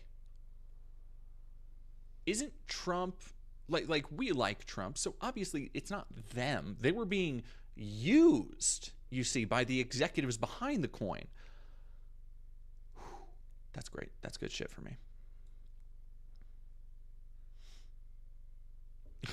Nathan, what's going on with Elon at the moment anyways? Feel like he fell off the earth after falling out with Trump? He had some, like, I don't know, he tried to make good with Trump. He was on Joe Rogan the other day, and I have a tweet that went, I want to say viral, but it's doing numbers, and people are mad at me for saying Joe Rogan is an uncurious, dumbass dipshit.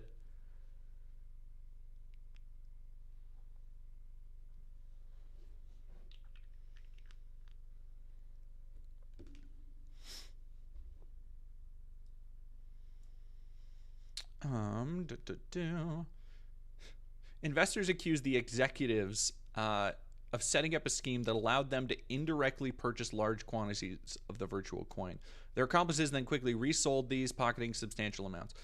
So like this is just word for word what a pump and dump is.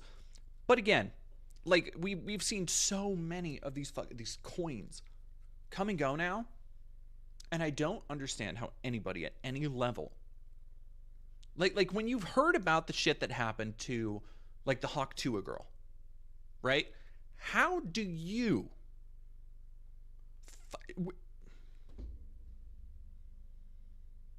it's just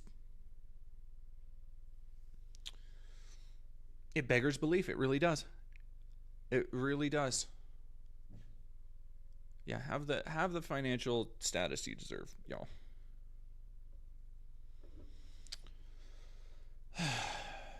All right, let's go over some other stuff. What else do I have on the list? I don't know if I'll get to the Nick Fuentes thing because my throat. So last time I streamed, I kind of burnt out my voice briefly. And so I'm going to have a little bit shorter of a stream today. And that probably need to do more research. I need to get another one of his, because he's had like 3 or 4 podcast appearances lately. And what I want to do is I want to talk about how, man, when you listen to him talk in an environment where he's not in control, or an environment where he's trying to appeal to a more like, you know, regular bread and butter, random fucking conservative. He's such a fucking bitch ass, like bitch made loser. It's so fucking crazy how anybody can find him to be even a little bit charismatic. Like he's not even like a confident speaker. Samaric, it's not you. It's some kind of problem I'm having. Did I talk about the Ice Halo drama? No. Yeah, let me go with the... Yeah, you look up Erica Kirk, JD Vance.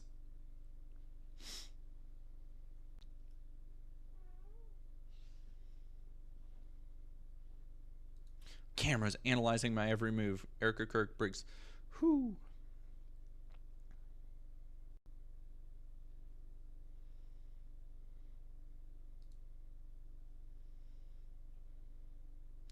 Oh, yeah, I saved this to talk about it.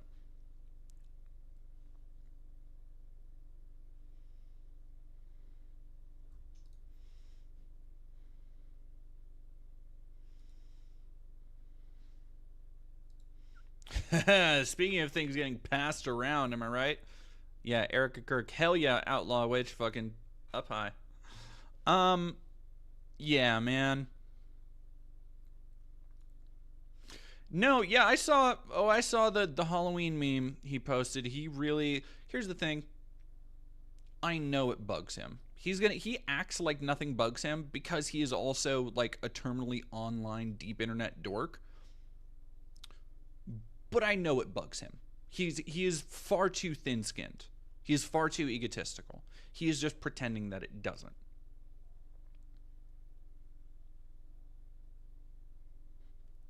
Even in Chud Intelligentsia, Fuentes and Matt Walsh are considered unpopular, best and losers at worst.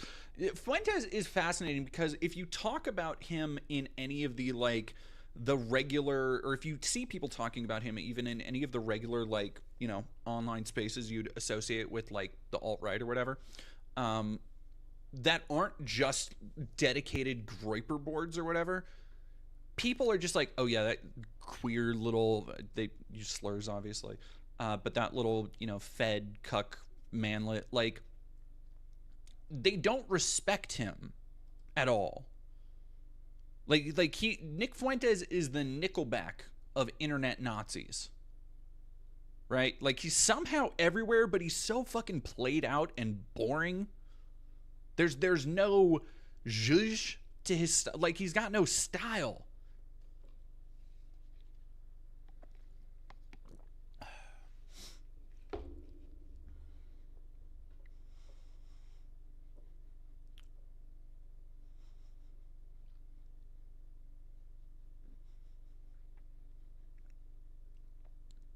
Oh yeah. Oh yeah, the family lawnmower. Yeah. Thank you, Moth, for $5. Making good Christian eye contact. Yeah. All right, cameras analyzing my every move. Erica Kirk breaks silence after JD Vance moment. Widow of Turning Point USA founder Charlie Kirk broke her silence after a viral JD Vance moment, urging transparency and cameras in the murder trial of her husband. What? Urging transparency and cameras. Oh, is this just written by like AI or some shit? Oh, you know what? Actually, it might just be translated. Yeah. Meowing. Come on. Oh, okay, there you go, big baby. You're fine. The emotional moment showing her tearfully embracing Vance and remarking that she saw some similarities between him and her late husband drew wide attention and speculation. Now in her first really matters, transparency and justice in the upcoming murder trial of Tyler Robinson. In an emotional Fox News interview with Jesse Waters yet to be aired, Erica criticized efforts by the defense to ban cameras from the courtroom, calling it a betrayal of public trust. There were cameras all over my husband when he was murdered. There have been cameras all over my friends and family mourning. There are cameras all over me analyzing my every move. We deserve to have cameras in there. Actually, that's not the same. That's not the same. Like that's just not the same. There's nothing to hide because that's not how trials work. Like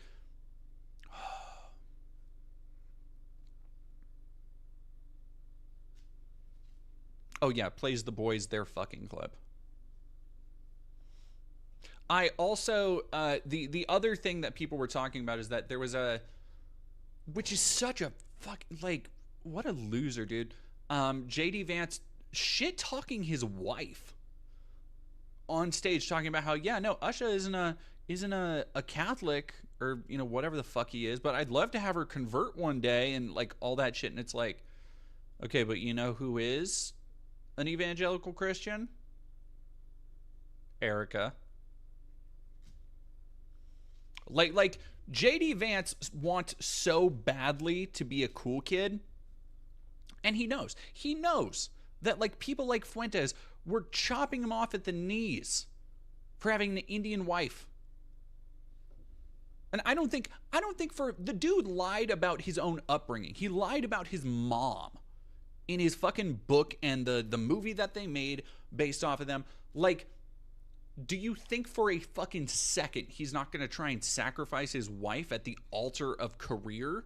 Like, he will. He absolutely will. If he thinks it'll raise his fucking, you know, approval ratings in polls and shit, he absolutely would.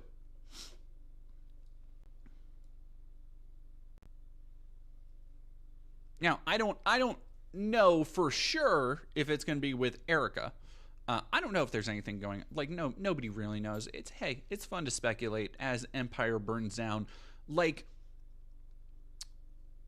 one of the things that I think has been really fascinating to come out about all this shit, in the last couple, you know, in the last year or so, there's been a lot of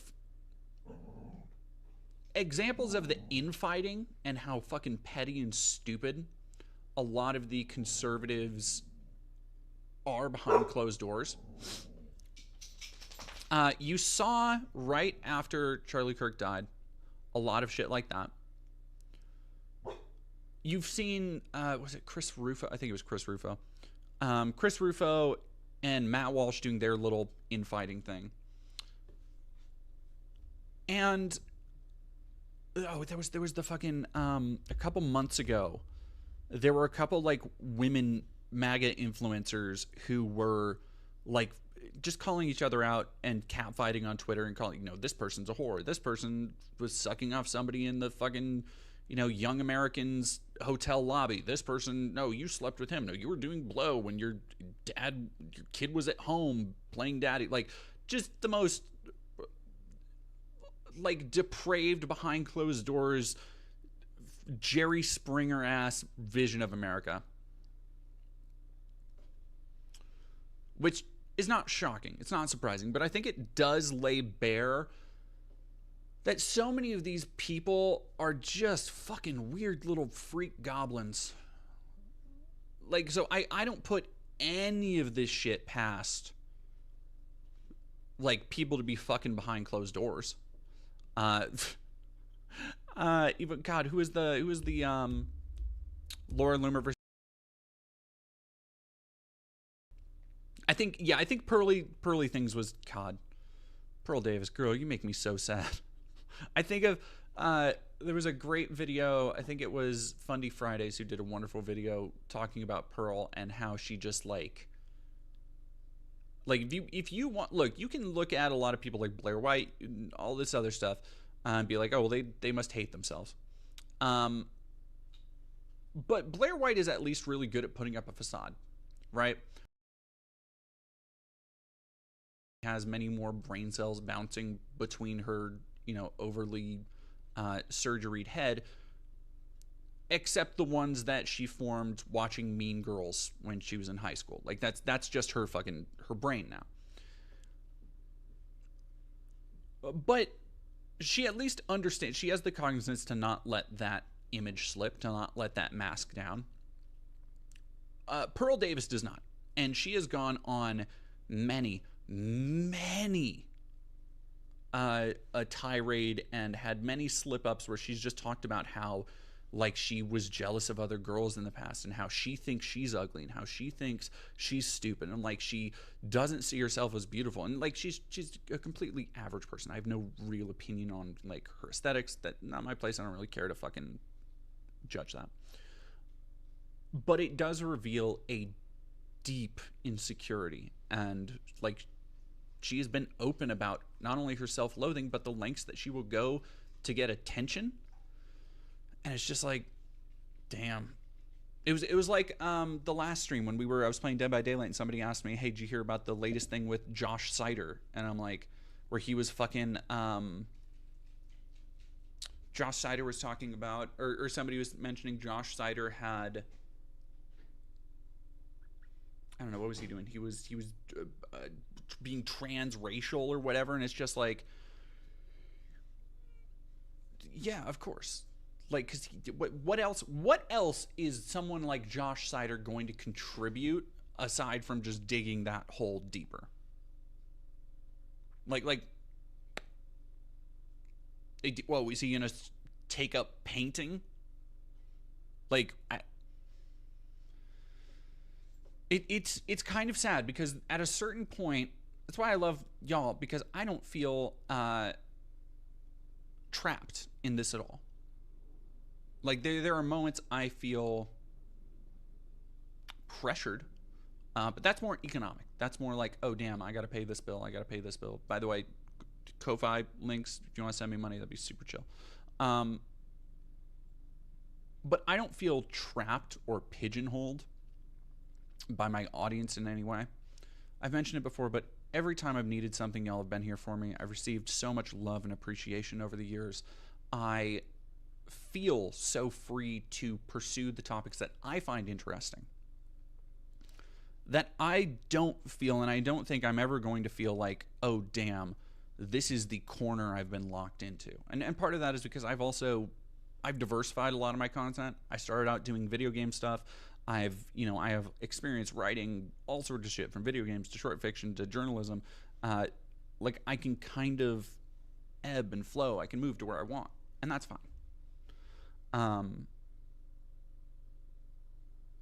But then I look at other people in the space and I'm just so like, fuck. I'm so glad I am not, like Nick Fuentes. There are those, a couple of accounts I follow will repost like clips of his streams where he is, I guess at the end of his streams he reads like donos and stuff, and people send in so much fucking money. And every one of them is so clearly desperate for his approval and to think, like, they think, oh, he's so fucking cool. And he hates it because he knows that he is just the king of all these lonely, weird, incel dorks. And he has no recourse. and you can just see him sitting and stewing, being like, what the fuck have I done to myself? I could have, if I just shut the fuck up in my early 20s. If I had just not been as racist. If I had just kept things, played my cards close to the vest, I could have been somebody. And he could have. He had the inside track. And that's where he is now. It's funny. Yeah, damn. Is he the dude that did blackface a while ago? I don't think he has. Oh no, you're talking about Josh Sider. Yep, that's Josh. That's Josh. He did. He would have done blackface. I was like, actually, in that one video we watched, I don't know if he, but I'm almost positive he did. Yeah, I don't know. Hey, there were a fucking spate of white women doing blackface this Halloween. What the fuck? One of them that has been reasonably accused, let's say, of fucking Destiny. So here's another problem. I'm gonna try and power through the Destiny video really soon, because I've had to swap my priority list between my two big projects I'm juggling, between Destiny and the sexual abuse piece, or the sex work industry piece. And I have to focus on the Destiny one now more because there have been a hiccup in the other one, but also because every time I'm like, okay, I'm gonna sit here, I'm gonna work on the Destiny thing. Literally, some new bullshit about this dickhead comes out, and it's just like, what the fuck like, of course he's fucking some like internet Nazi femcel OnlyFans girl. Like, yeah, of course he is. Like, whatever. But now that's a whole new tangent I gotta go on, and that's a whole nother thing I gotta talk about, and it ties into all this other shit. And it's just, at least with Brianna Wu, that's a static target, right? Like making a piece on Brianna Wu is like playing t-ball. Like, it's already there. All the shit I need, right there. I just gotta swing, right? Destiny is a moving target because there's always something new fucking happening. I'm Fortuna. Thank you very much for following. At Wits End, thank you for following. And Scully, thank you for following.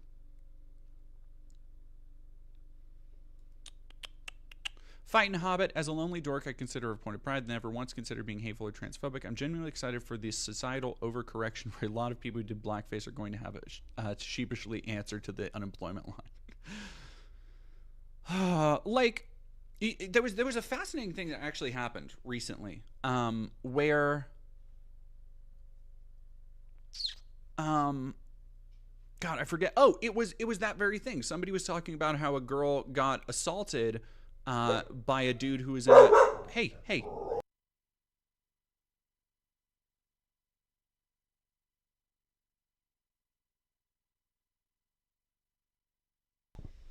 Sorry, lady heard another dog outside. A girl got assaulted by some dude, wearing a Nazi quote unquote Halloween costume. And the dude tried to go set up like a GoFundMe for legal fees and, against swear. Like, he tried to do the shit that these Nazis and racists and all these other assholes, they do when they get called out publicly and they're like, oh, we need help, fight. I lost my job, fight cancel culture. But the guy got no fucking play. Like, got no traction. And I really think, I don't think it's like one of those, I think it would be overstating to be like, oh, this is like a cultural sea change. This is really, the tide is turning. But I think it is emblematic of the fact that, like, there is a limit to the performative financial and tangible support that will be given to this shit. Like, it is part of why they're so intent as a collective on the kind of more authoritarian goals on kind of shaping the government and shifting things to function in their image, because I think actually fighting is they just don't got that dog in them.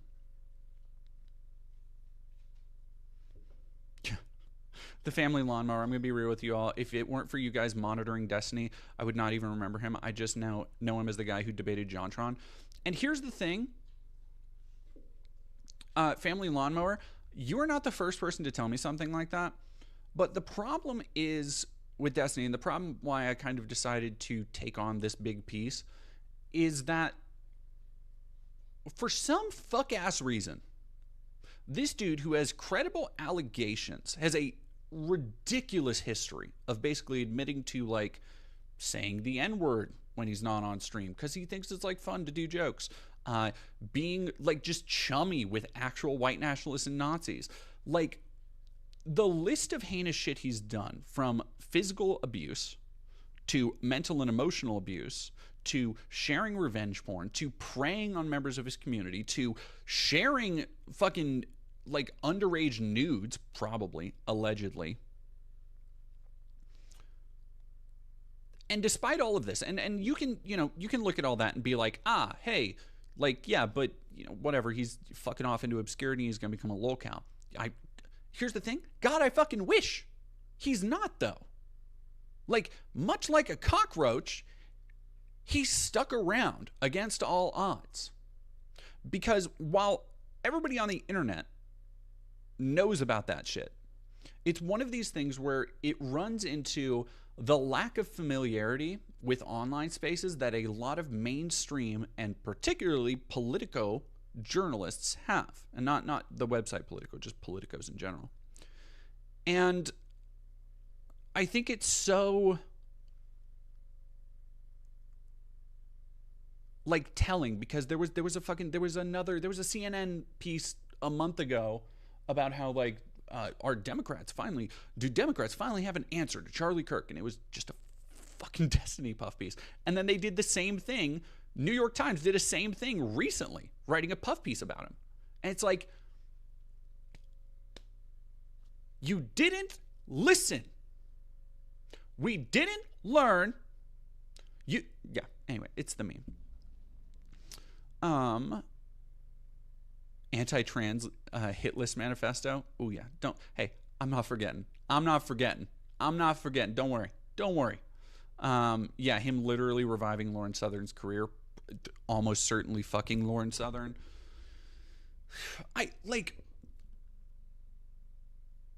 Are women look, I get a lot of people in a lot of spaces of all degrees have, they'll be a little bit more promiscuous, like whatever. Hey, I get it. But are women really so hard up for dates, for any kind of affection, that they would turn to Destiny?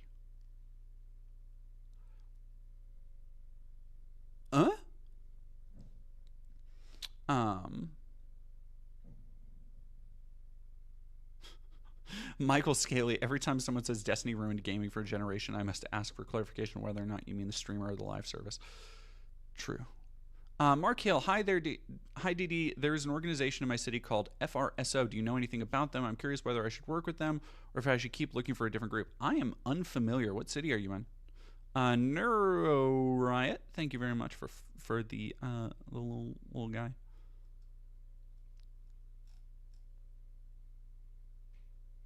So, somebody, Simric, I thought it was confirmed they were fucking. So here's the other problem, and here's the problem with why I won't be really talking about the the Nick Fuentes blowjob thing, like whatever, is that one of the kind of driving theses, hey, shush, of the piece I'm working on is that Destiny, like, he doesn't really have tangible, concrete beliefs outside of what just like gives him the most pleasure in a moment. He's a very, you notice these trends in his behavior over time, and even things coming out about how like he's treated people around him. Like, he is just very reactive to stimuli, like literally like a fucking 12-year-old. It's bonkers. He will just like shoveling candy into his mouth, but going through life that way. But another thing is that he doesn't really ever want to have a conversation or ever want to talk about anything where he can't just, it's almost like what Matt Walsh does, where Matt Walsh covers everything in sarcasm. So he's saying what he actually believes, but he will cover it in a layer of, extremity. And Destiny kind of does that, but with like the internet trolling acumen of a 13-year-old. Like he'll just nonstop. It was the thing he did when the leaked video of him and Nick Fuentes came out, which I don't think is real, by the way. But he wouldn't deny it, and he wouldn't confirm it, and he would just kind of like coyly wink to the camera because he's at his heart, he's a fucking troll. Like that's it. He doesn't actually care about how the things he does affects people around him. He certainly doesn't care about any actual political movements or how his actions might affect those. What he cares about is getting a rise out of people, and he will do that in any way that is most convenient to him. And that's kind of the big point of the whole video. Pizza or spaghetti pizza? Hey, you can put spaghetti on a pizza. You can't put pizza on a spaghetti. I'm just saying. Amy Van Hart, thank you for 10 months of Prime. Seems like so much of the LGBTQ community had an edgy alt-right face. I wouldn't consider him a part of the LGBTQ community.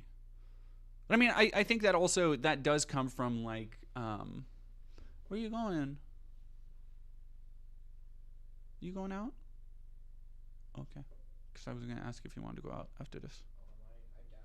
You down? Yeah. You down? I'm down. Oh, you look so cute. No, you. Why don't you come over here and say that to my face? Hey. My guard dragon will not let you. She's here to sniff my knees. You must pay the troll toll. Knee sniffs? Yeah. I'm gonna give her knee sniffs. Yeah, exactly. Madrugada, the problem with saying the Nick Fuentes blowjob thing is that it's 100% fake and just gives Destiny his fancy needs done. Yeah, like that's the thing, is that I don't care to like really resonate on that outside of his reaction to it being to immediately turn into a joke. Because guess what? He does that with all of these things. Like there's nothing that he doesn't try to turn into some kind of joke, some kind of troll. Did you give her a carrot? Yeah. Okay. And yeah, Iclonus, one of the things that I was watching a video from I guess a friend of his, Abba, who I've watched a couple of their streams now because I've been watching dozens of fucking hours of his content.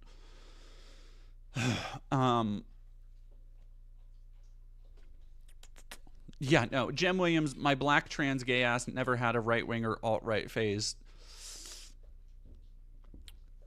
Well, Jem, there could be a reason for that. It is quite interesting, huh? Mark Hill, FRSO is a national group, I think with particular weight in the North Midwest and South. They are also I was just curious if you... No, I am not familiar with them, unfortunately. I'm sorry. I wish I was. I actually got I've been meaning to check out some of the groups in it, but when I was at the... yeah, here it is. I think this is it. Yep. When I was at the No King's Day protest, I got a really cool zine of Spokane organizations, like community aid, local socialist, queer, communism groups, anti-fascist groups, just kind of like a little everything, which is neat. Because people are constantly asking me like, hey, I want to get engaged with community aid. I want to get engaged with this. And I am always like, because people will come to me and be like, hey, I don't know this thing in my area. And I'm like, me neither. Even though I know a bunch of people. And so that's really cool. I am glad I'll be able to familiarize myself more, so the next time somebody asks, I'll be able to have good things to point out. I just need to go through and actually do my research and look into all these orgs. Alba and Preach are weird. They don't come off as right wing, but if I ever click one of their videos, the algorithm floods my feed with manosphere like content. Well, so it's this thing that's like they occupy a very weird space where I don't think they're like that bad. The stuff I've seen of them, they seem like completely fine. But it's that like that middle ground kind of Joe Roganish viewer. It is the ever elusive, undefinable American median. That bizarre brand of centrism which is, here's the thing, a lot of fucking people, most people, almost anybody, does not fall neatly into right wing or left wing, just based on their beliefs. And I think that shows through a lot, and I think that's where you get a lot of reactive or a lot of reaction from spaces like that, where they do tend to appeal more to conservatives, because instead of saying, hey, I believe this, and because of that they feel like, whether it's the case or not, a lot of the times I personally feel it's less that it actually happens and more that it is perceived to be the case, that if they say something like, I don't think men should be in women's sports or something, then instead of like trying to take the time to understand, have a conversation, dissect that, be like, well, actually, here's the other, like, this is why this isn't actually happening. This is what people say when they mean that. You get a lot of reaction where people will instead just write them off entirely on a personal level, and be like, hey, you're a bigot for saying that. You're a piece of shit. Oh, I bet you're a Trump supporter. And then they'll just be like, well, no, I'm not. I voted for Biden. I did this, that, and the other. When I think like so much of the problem, look, America is a country where everything is sold, even ideology, in the form of like a drive-through. And that means that most people's opinions on things are very quick, very brief, very passing. Versus, thank you for 227. Your thoughts on the Erica Kirk, JD Vance rumors? So we just covered this. I don't think it's real. I don't think they're bonking, but it is very funny. And I think like it totally would. Yeah, Valerie the Lovely Italian, exactly. Like an American trying to explain anything is like, okay, so imagine a burger. It's true. It is, and thank you, Way the Zombie, telling people to like stream. I do YouTube full time. Well, I do YouTube and Twitch. Boston Taylor, men shouldn't be in women's sport. Yeah. Hey, Boston Taylor, you're right. Trans women aren't men, though. The thing is, the reason why those kind of people, the more regular dude, appeals to that kind of more right-leaning demographic. And again, I don't know whether it is perceived, because I don't know everybody's personal fucking experiences. But then they also get in these circles that will constantly tell them, it's the same thing, Andrew Tate or Aiden Ross or any of those fucking dork ass losers do, where they'll talk about how, masculinity is under attack, and oh, if you're a white man, you're told everything is your fault. And it's like, but are you? Are you really? Right? Because that never happened to me. And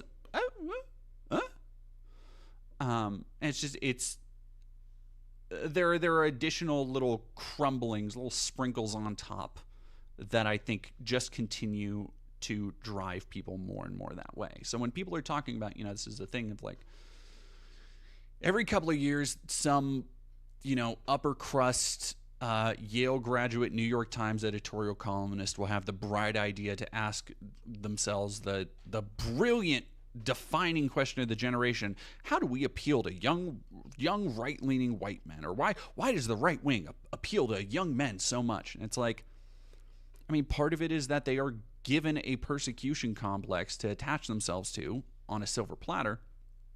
And part of it is that, yeah, there probably is a level of people who will judge them for things that they probably don't understand a whole lot of, that won't actually engage with them and like have a conversation about the issues. And here's something that, look, I need all of my leftists in here to understand, are broadly unsympathetic to the genuine problems of young men. And I'm not fucking, oh God, I'm I'm not talking about like, them needing an incel fuck doll, or, whatever dumb bullshit the like incels will come up with. I'm talking about like actual loneliness, actual issues with the uh, like toxic side of masculinity, the ways that people interact with and don't listen to them, the ways that they can often feel so isolated within mostly male groups.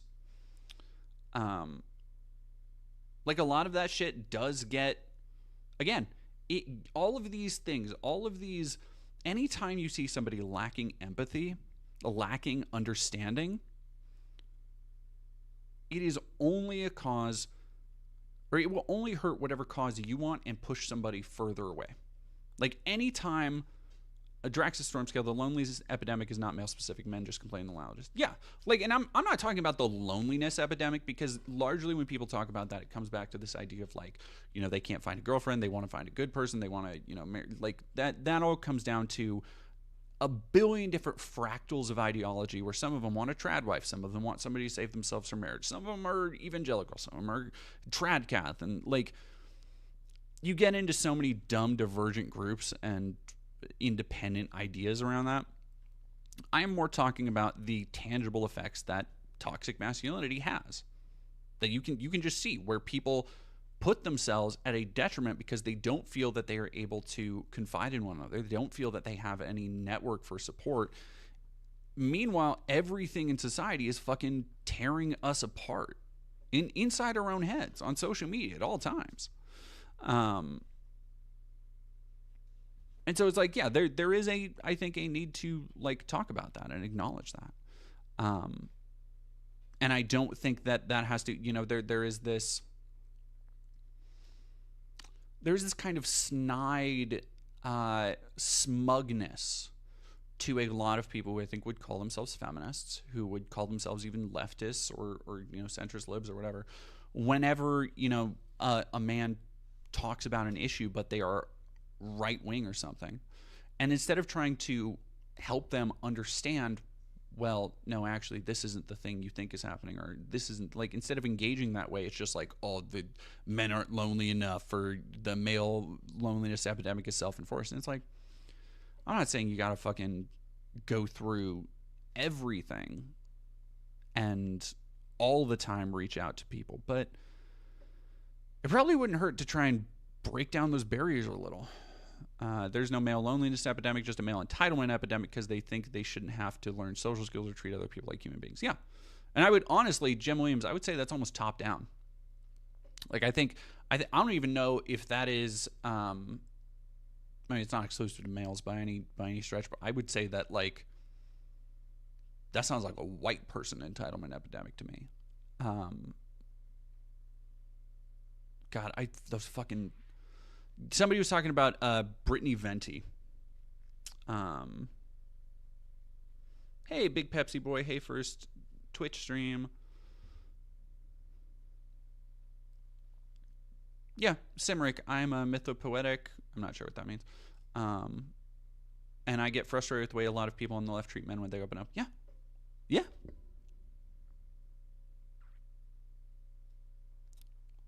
Instead of addressing their real problems, power-hungry sociopaths weaponize them by saying that admitting to the problems and discussing them or even sympathizing with others is unmanly. Yeah, I mean, it's the same. It's honestly, it's some of the same shit that you get when you have people talking about, psychiatrists and psychology as being these, worthless fields, and they're just scams and stuff. It's like, dog, if everybody had somebody to talk to, I'm not saying you need a psychiatrist or a psychologist. Those are there if you need them. But if everybody had somebody that they could be honest with, talking to, an actual friend, and that's what, when people talk about like the bonds of male brotherhood and all this shit, that's what people should have. But they don't. And that sucks. Ryan, I'm lonely because I don't have social skills because I'm autistic. I need K what to do about that. So we talked about this on last stream. We had somebody... Were you here for that, Ryan?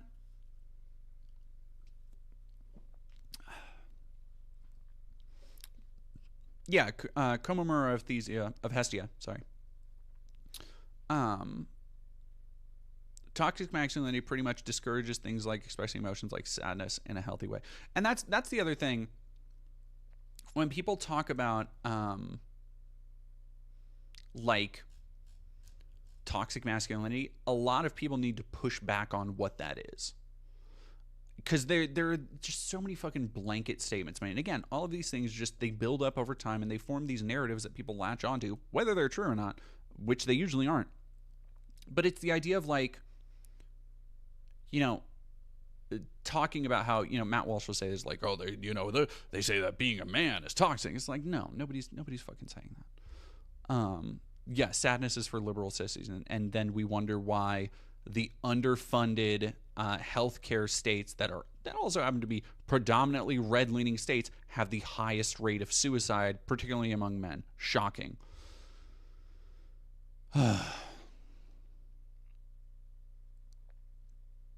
Yeah, Carnal MD. I've been talking to a guy on Reddit trying to help them who were asking if they're trans.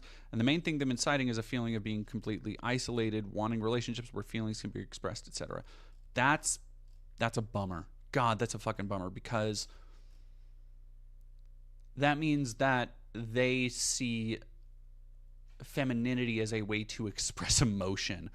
Oh, man. That is not the way that you should go about transitioning, like, at all. That is, you gotta, like, that's one, not saying that they're not trans or they might have a journey to crack their egg or whatever, but straight up, that is somebody who needs to do unpacking first. Like, straight up.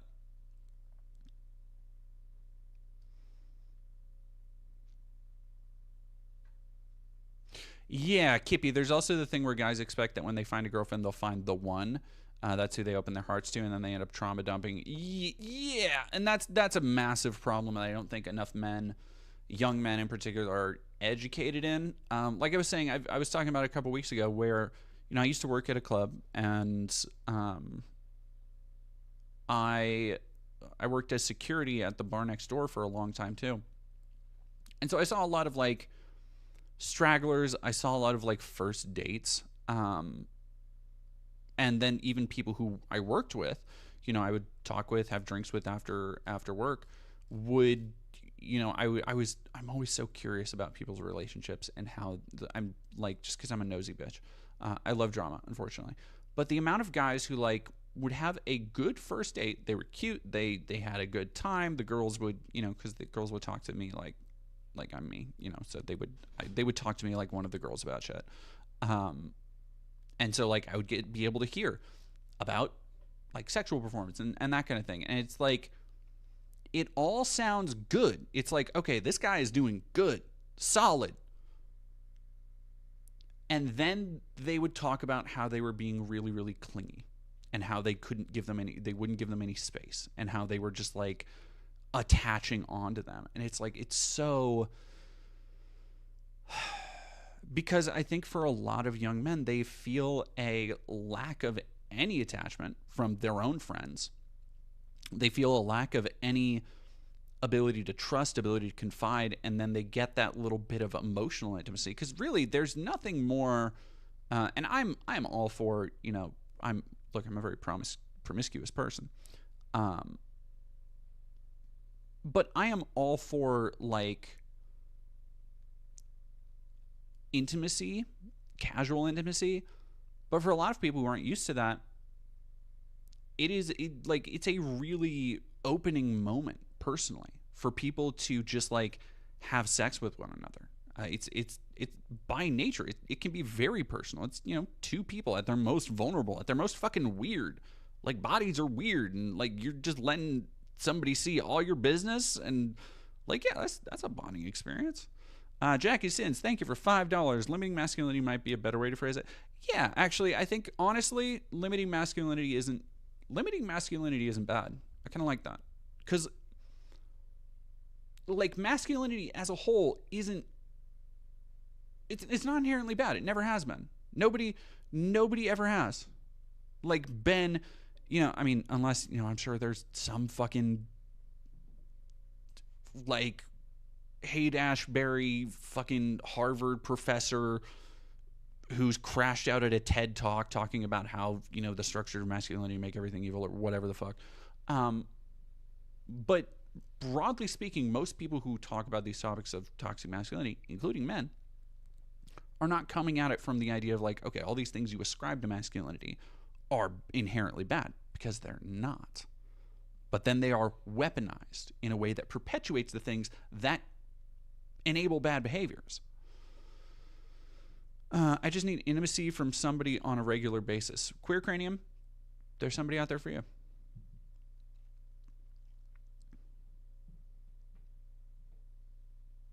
Yeah, big Pepsi boy. I will say that simply going out and interacting with people can help a lot with the doomer thoughts I get while I'm alone. I am always surprised when I go out, and I'm not.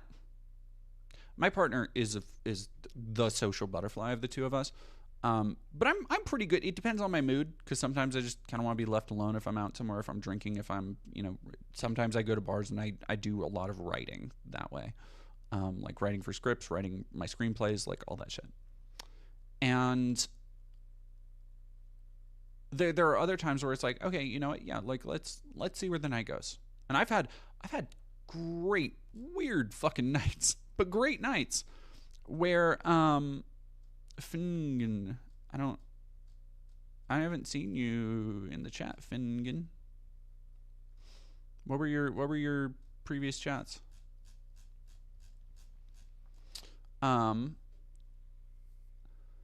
Like weird fucking nights where I've been just like basically dragged along or absorbed into a group as they go like bar hopping, and it all comes from like, hey, how are you doing? Oh, what's up with you? Like, just being chill. The amount of like friends, the amount of fun experiences you can have by just being fucking chill. Crazy. Simric, thank you so much for $10. The Mythopoetics describe it as immature masculinity and mature masculinity. It works better to give men something to work towards. Also coined the term toxic masculinity. I like that a lot. I think that gives a lot of depth, and I do think like we need to move away from critiquing things in terms of, because like stupid. People have been calling things stupid since they're 4. Like it is a insult that has no, attacking the intelligence of somebody is an insult that has no teeth for pretty much anybody who's graduated from kindergarten, right? But attacking things like maturity, attacking things like responsibility, attacking things like, and when I say attack, I mean, critiquing, criticizing. I don't mean you need to like try to completely denigrate and tear down somebody for this, but criticizing or critiquing people for being incurious, I think is valid. I think it's important.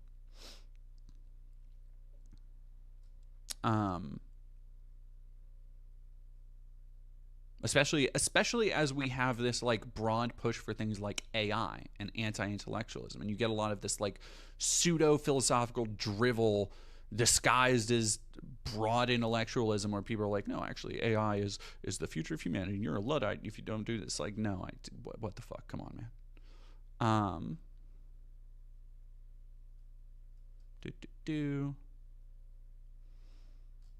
Ryan, I meant to talk to Ryan. Where was Ryan's? Oh yeah, Ryan, you were saying you're NB and Ace, and that can make things difficult. I mean, there's a lot of people who are those things as well.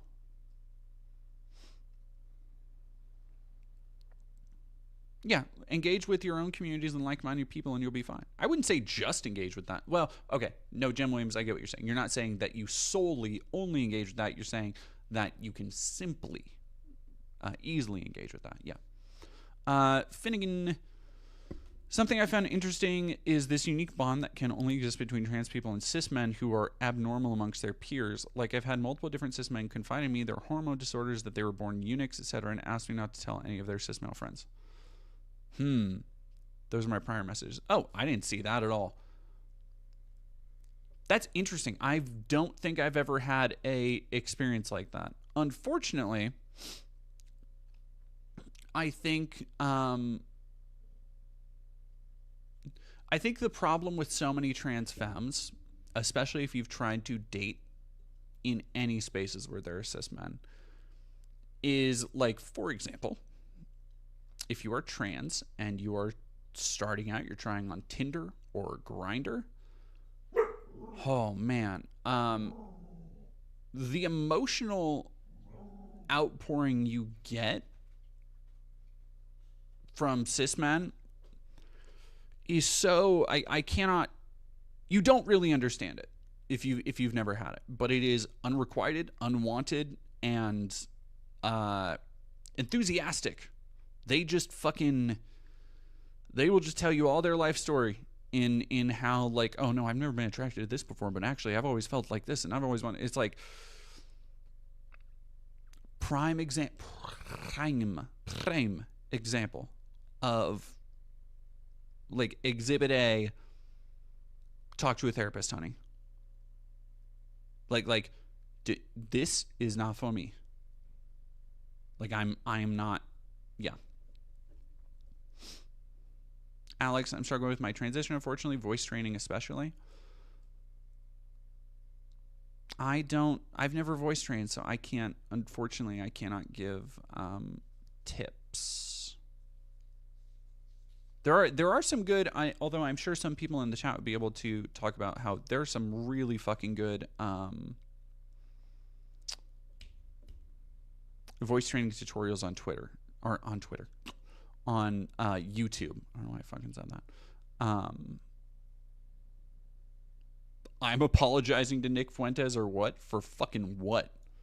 What would I possibly apologize to that little dork ass manlet for?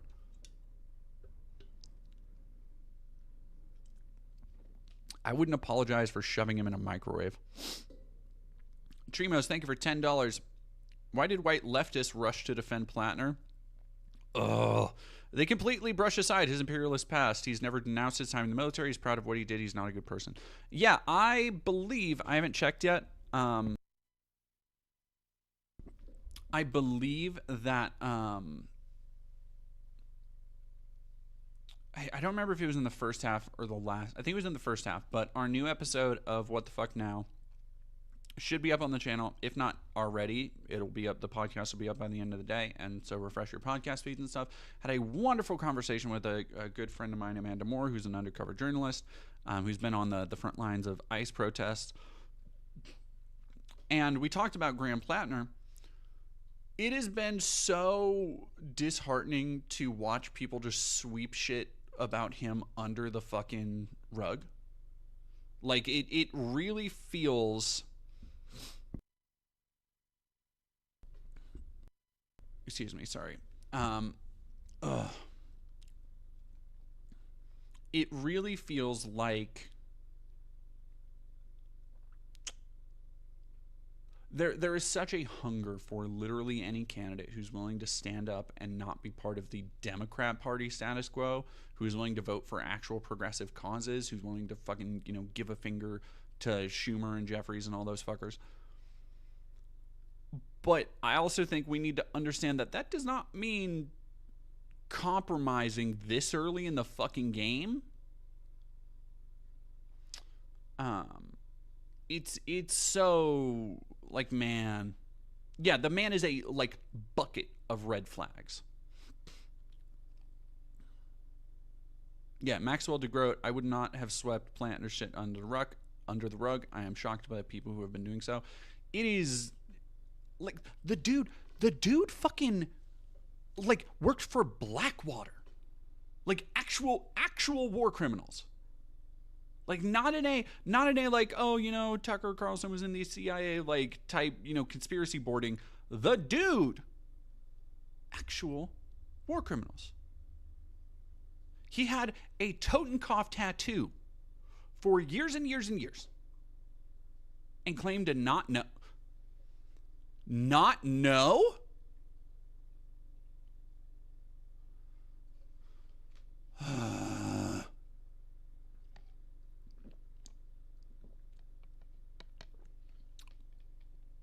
Oh, fighting a Hobbit. Yeah, that was a huge controversy. He had a Nazi tattoo. Like, okay, hey.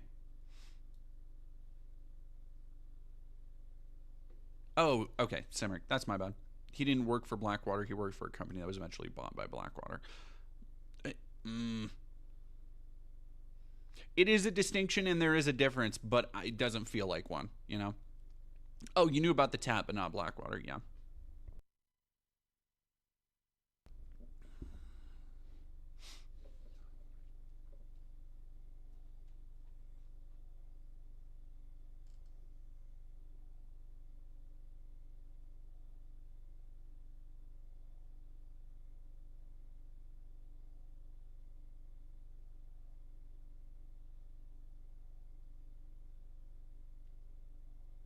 Watch the Breaking Point interview. Okay. Xenomut, he's talked about being proud of his service in Fallujah. That's fucking crazy.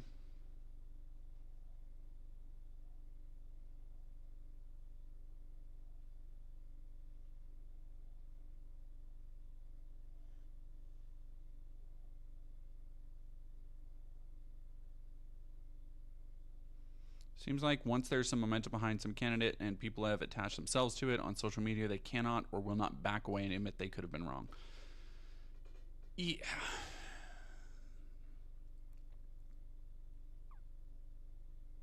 Archmagister Hikaru, the Totenkopf isn't as well known as you'd think. And I know that. Like, again, it's the fact that I fucking have researched this shit so much. I can't. Are you wearing my jacket? You're ready to go? You're ready to go? You're dripped out in my fur coat? Why are you dripped out in my fur coat? Good coat. Why don't you get your own? I don't want a fur coat. Okay, well, get over here, Rum Tum Tugger. I'll be showing everybody.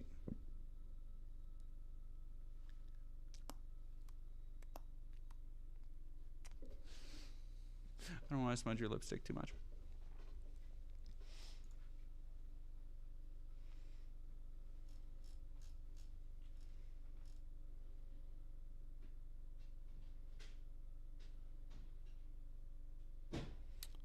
Surprising number of people don't actually know what a Totenkopf is. My sister is literally a teacher, plus Sam Cedar.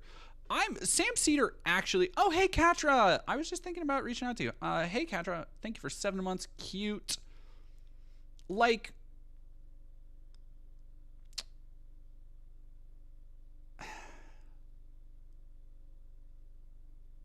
yeah, I'm honestly surprised Sam Cedar didn't know what it was. I'm honestly surprised about that. Like not in a way of like, oh, the Jewish guy should know, Nazi hate symbols, but he just seems incredibly well read, and that's very odd to me. But you know what? Like that also I have, for a lot of the pieces I've done, for a lot of the shit I've looked into, I've had to study these symbols. I've had to study all this stuff, and that just might not be his cache of knowledge. So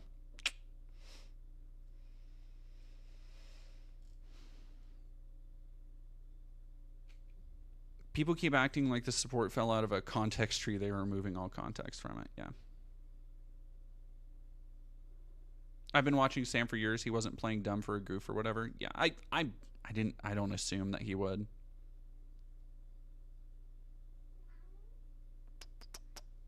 What? You just jumped off of my lap, and then now you're mowing at me to jump back up? What?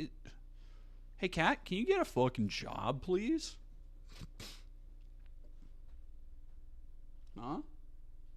Yelling at me like you pay rent.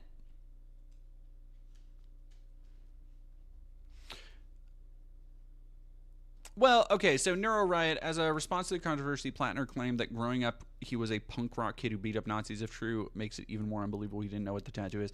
No, I would actually push back there, because if what we're talking about and what we've been talking about for like the last hour is how kind of, ill-informed, simplistic a lot of worldviews are about people. It's why people react with such incredulity when they're like, oh, you think the OK symbol is a fucking Nazi symbol. You buy into that. That's ridiculous. That's crazy. And it's like, no, because you are giving so much credit to the people doing the symbol and not enough credit to the people recognizing why they're actually doing it and not actually listening to like the stuff that they know. So like,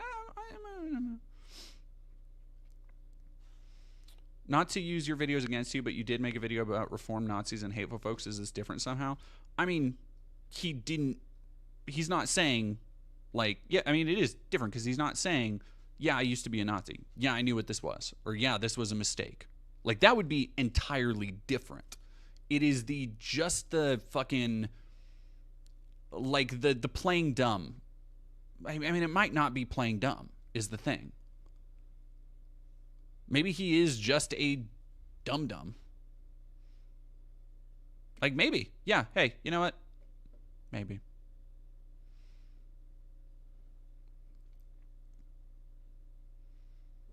Seconded on the Marine aspect, people really don't know shit, and I can reasonably believe he just asked for a skull and crossbones.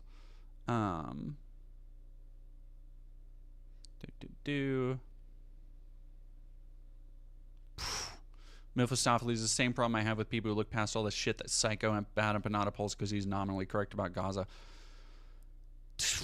Bad Empanada is a different breed of Psycho. Like that's a different level of unhinged. And okay, so the difference between that and Bad Empanada is that Bad Empanada has spoken blatantly, openly about he doesn't care about any cause. He doesn't care about any like overall goal or pushing forward a progressive movement. He doesn't give a shit about any of that. He just hates people and wants to see people suffer.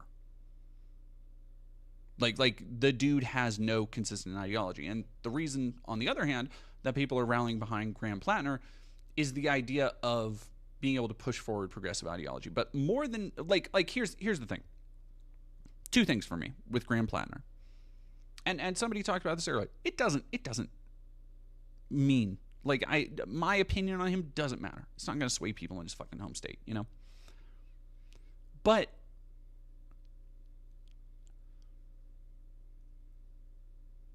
fuck, I forgot where I was going with that. What was I just talking about? Bad Empanada, Graham Plattner. God damn it! I just totally lost my fucking train of thought. Hello, cat. Cat tried to help me. There was something to do. Yes, okay, that's what it was. Komura of Hestia, reforming requires acknowledging screw-ups. Yeah, I need acknowledgement of that. And the other problem that I have is that it reminds me of... I think the big problem with Graham Plattner isn't the question about being reformed, regretting his past, any of that shit. It's how much he specifically reminds me of the track that Fetterman took. And Fetterman, granted, John Fetterman is a special case because the man has been going through a constant fucking mental health breakdown since he, you know, got elected. BDS is BDE. Thank you very much for following. And that's the thing that I mostly put a pause on, is that, like, despite all the warnings, despite all the massive red flags, people going fucking balls to the wall for this guy because he is a progressive who is willing to stand tall, who can appeal to the median voter, who can appeal to this you know, this idea of the quote unquote, like maybe the flyover country person. What it really is a recognizing from pretty much anybody looking over there that the Democrat Party as it stands are a party of elitists that favor elitism and don't give a fuck about the little guy. They don't care about blue collar workers. And I think that is like the strong reaction again to Graham Plattner is this guy, like it's the want to believe that we can have a politician who gives a fuck about blue collar workers, who gives a fuck about, you know, it's not that different than the lightning in a bottle Mamdani has harnessed, where it is like somebody who is talking about the shit that the average median voter gives a fuck about. Not talking about how much tax breaks and how, Wall Street and the economy and all this shit. Talking about how are you going to pay for your kids' groceries? How are you going to make next month's rent? How are you going to get your car payment down? Like, all of that shit.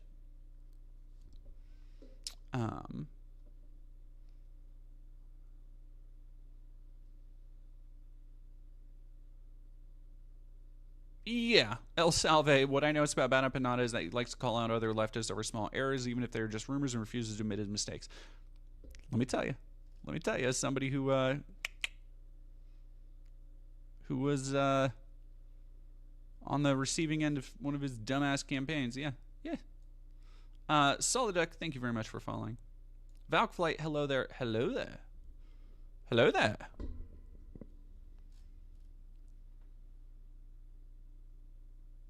What? You what? Ants. You have ants? Yeah. Wow. Would you bring me my phone?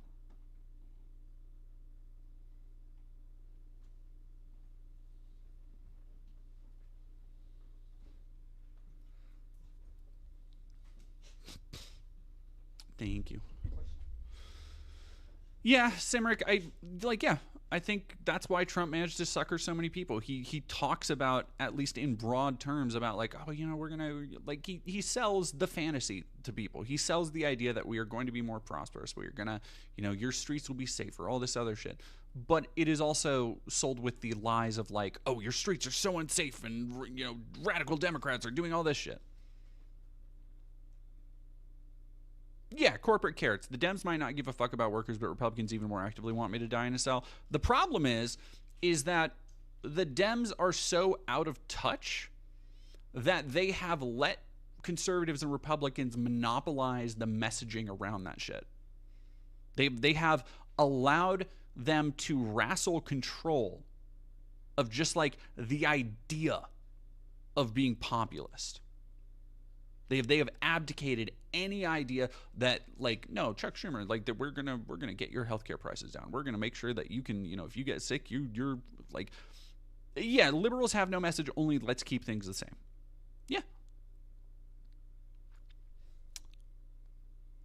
All right, chat. Wow. Hey, chat. I think this stream we hit 9,000 followers. Holy crap. Do we think? No, it's probably not feasible to do a 10K, like a subathon to get to 10K, right? Like, that would be 1,000 followers. That would be fucking... Maybe? How...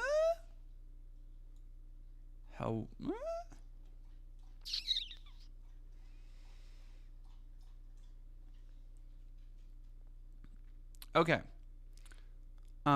We could go. Yes, I need to go take a puppy out because they are so antsy. Yeah, they're wagging their little tail, looking at me right now. Do we want to go say hi to actual Jake, or Bunny, my Twitch? I have 9,000 followers on Twitch. Do we want to go say hi to actual Jake? Or Lyra Lore, a trans YouTuber or a trans streaming friend of mine. She usually plays video games, but I think looks like she's talking about tattoos. Or we could go see the Cobb Father. I'm getting Cobbs in chat. Okay. Aw, hey Koa. Someone in chat said to take puppy on walkies.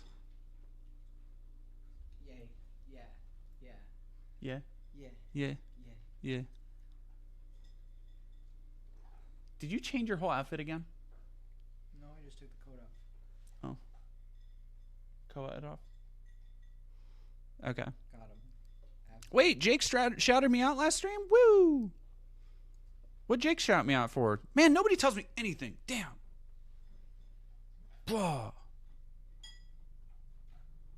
All right. Y'all go say hi to the Cobb Father for me. Check out the channel. Should be a podcast episode up today, if not tomorrow. Videos coming soon on a video to send to your friends and family on why you won't be joining them if they supported Trump, why you won't be joining them at holiday get-togethers and meals. Nick Fuentes, talk about next stream, and I hope you all, in the meantime, have a wonderful time and practice that mature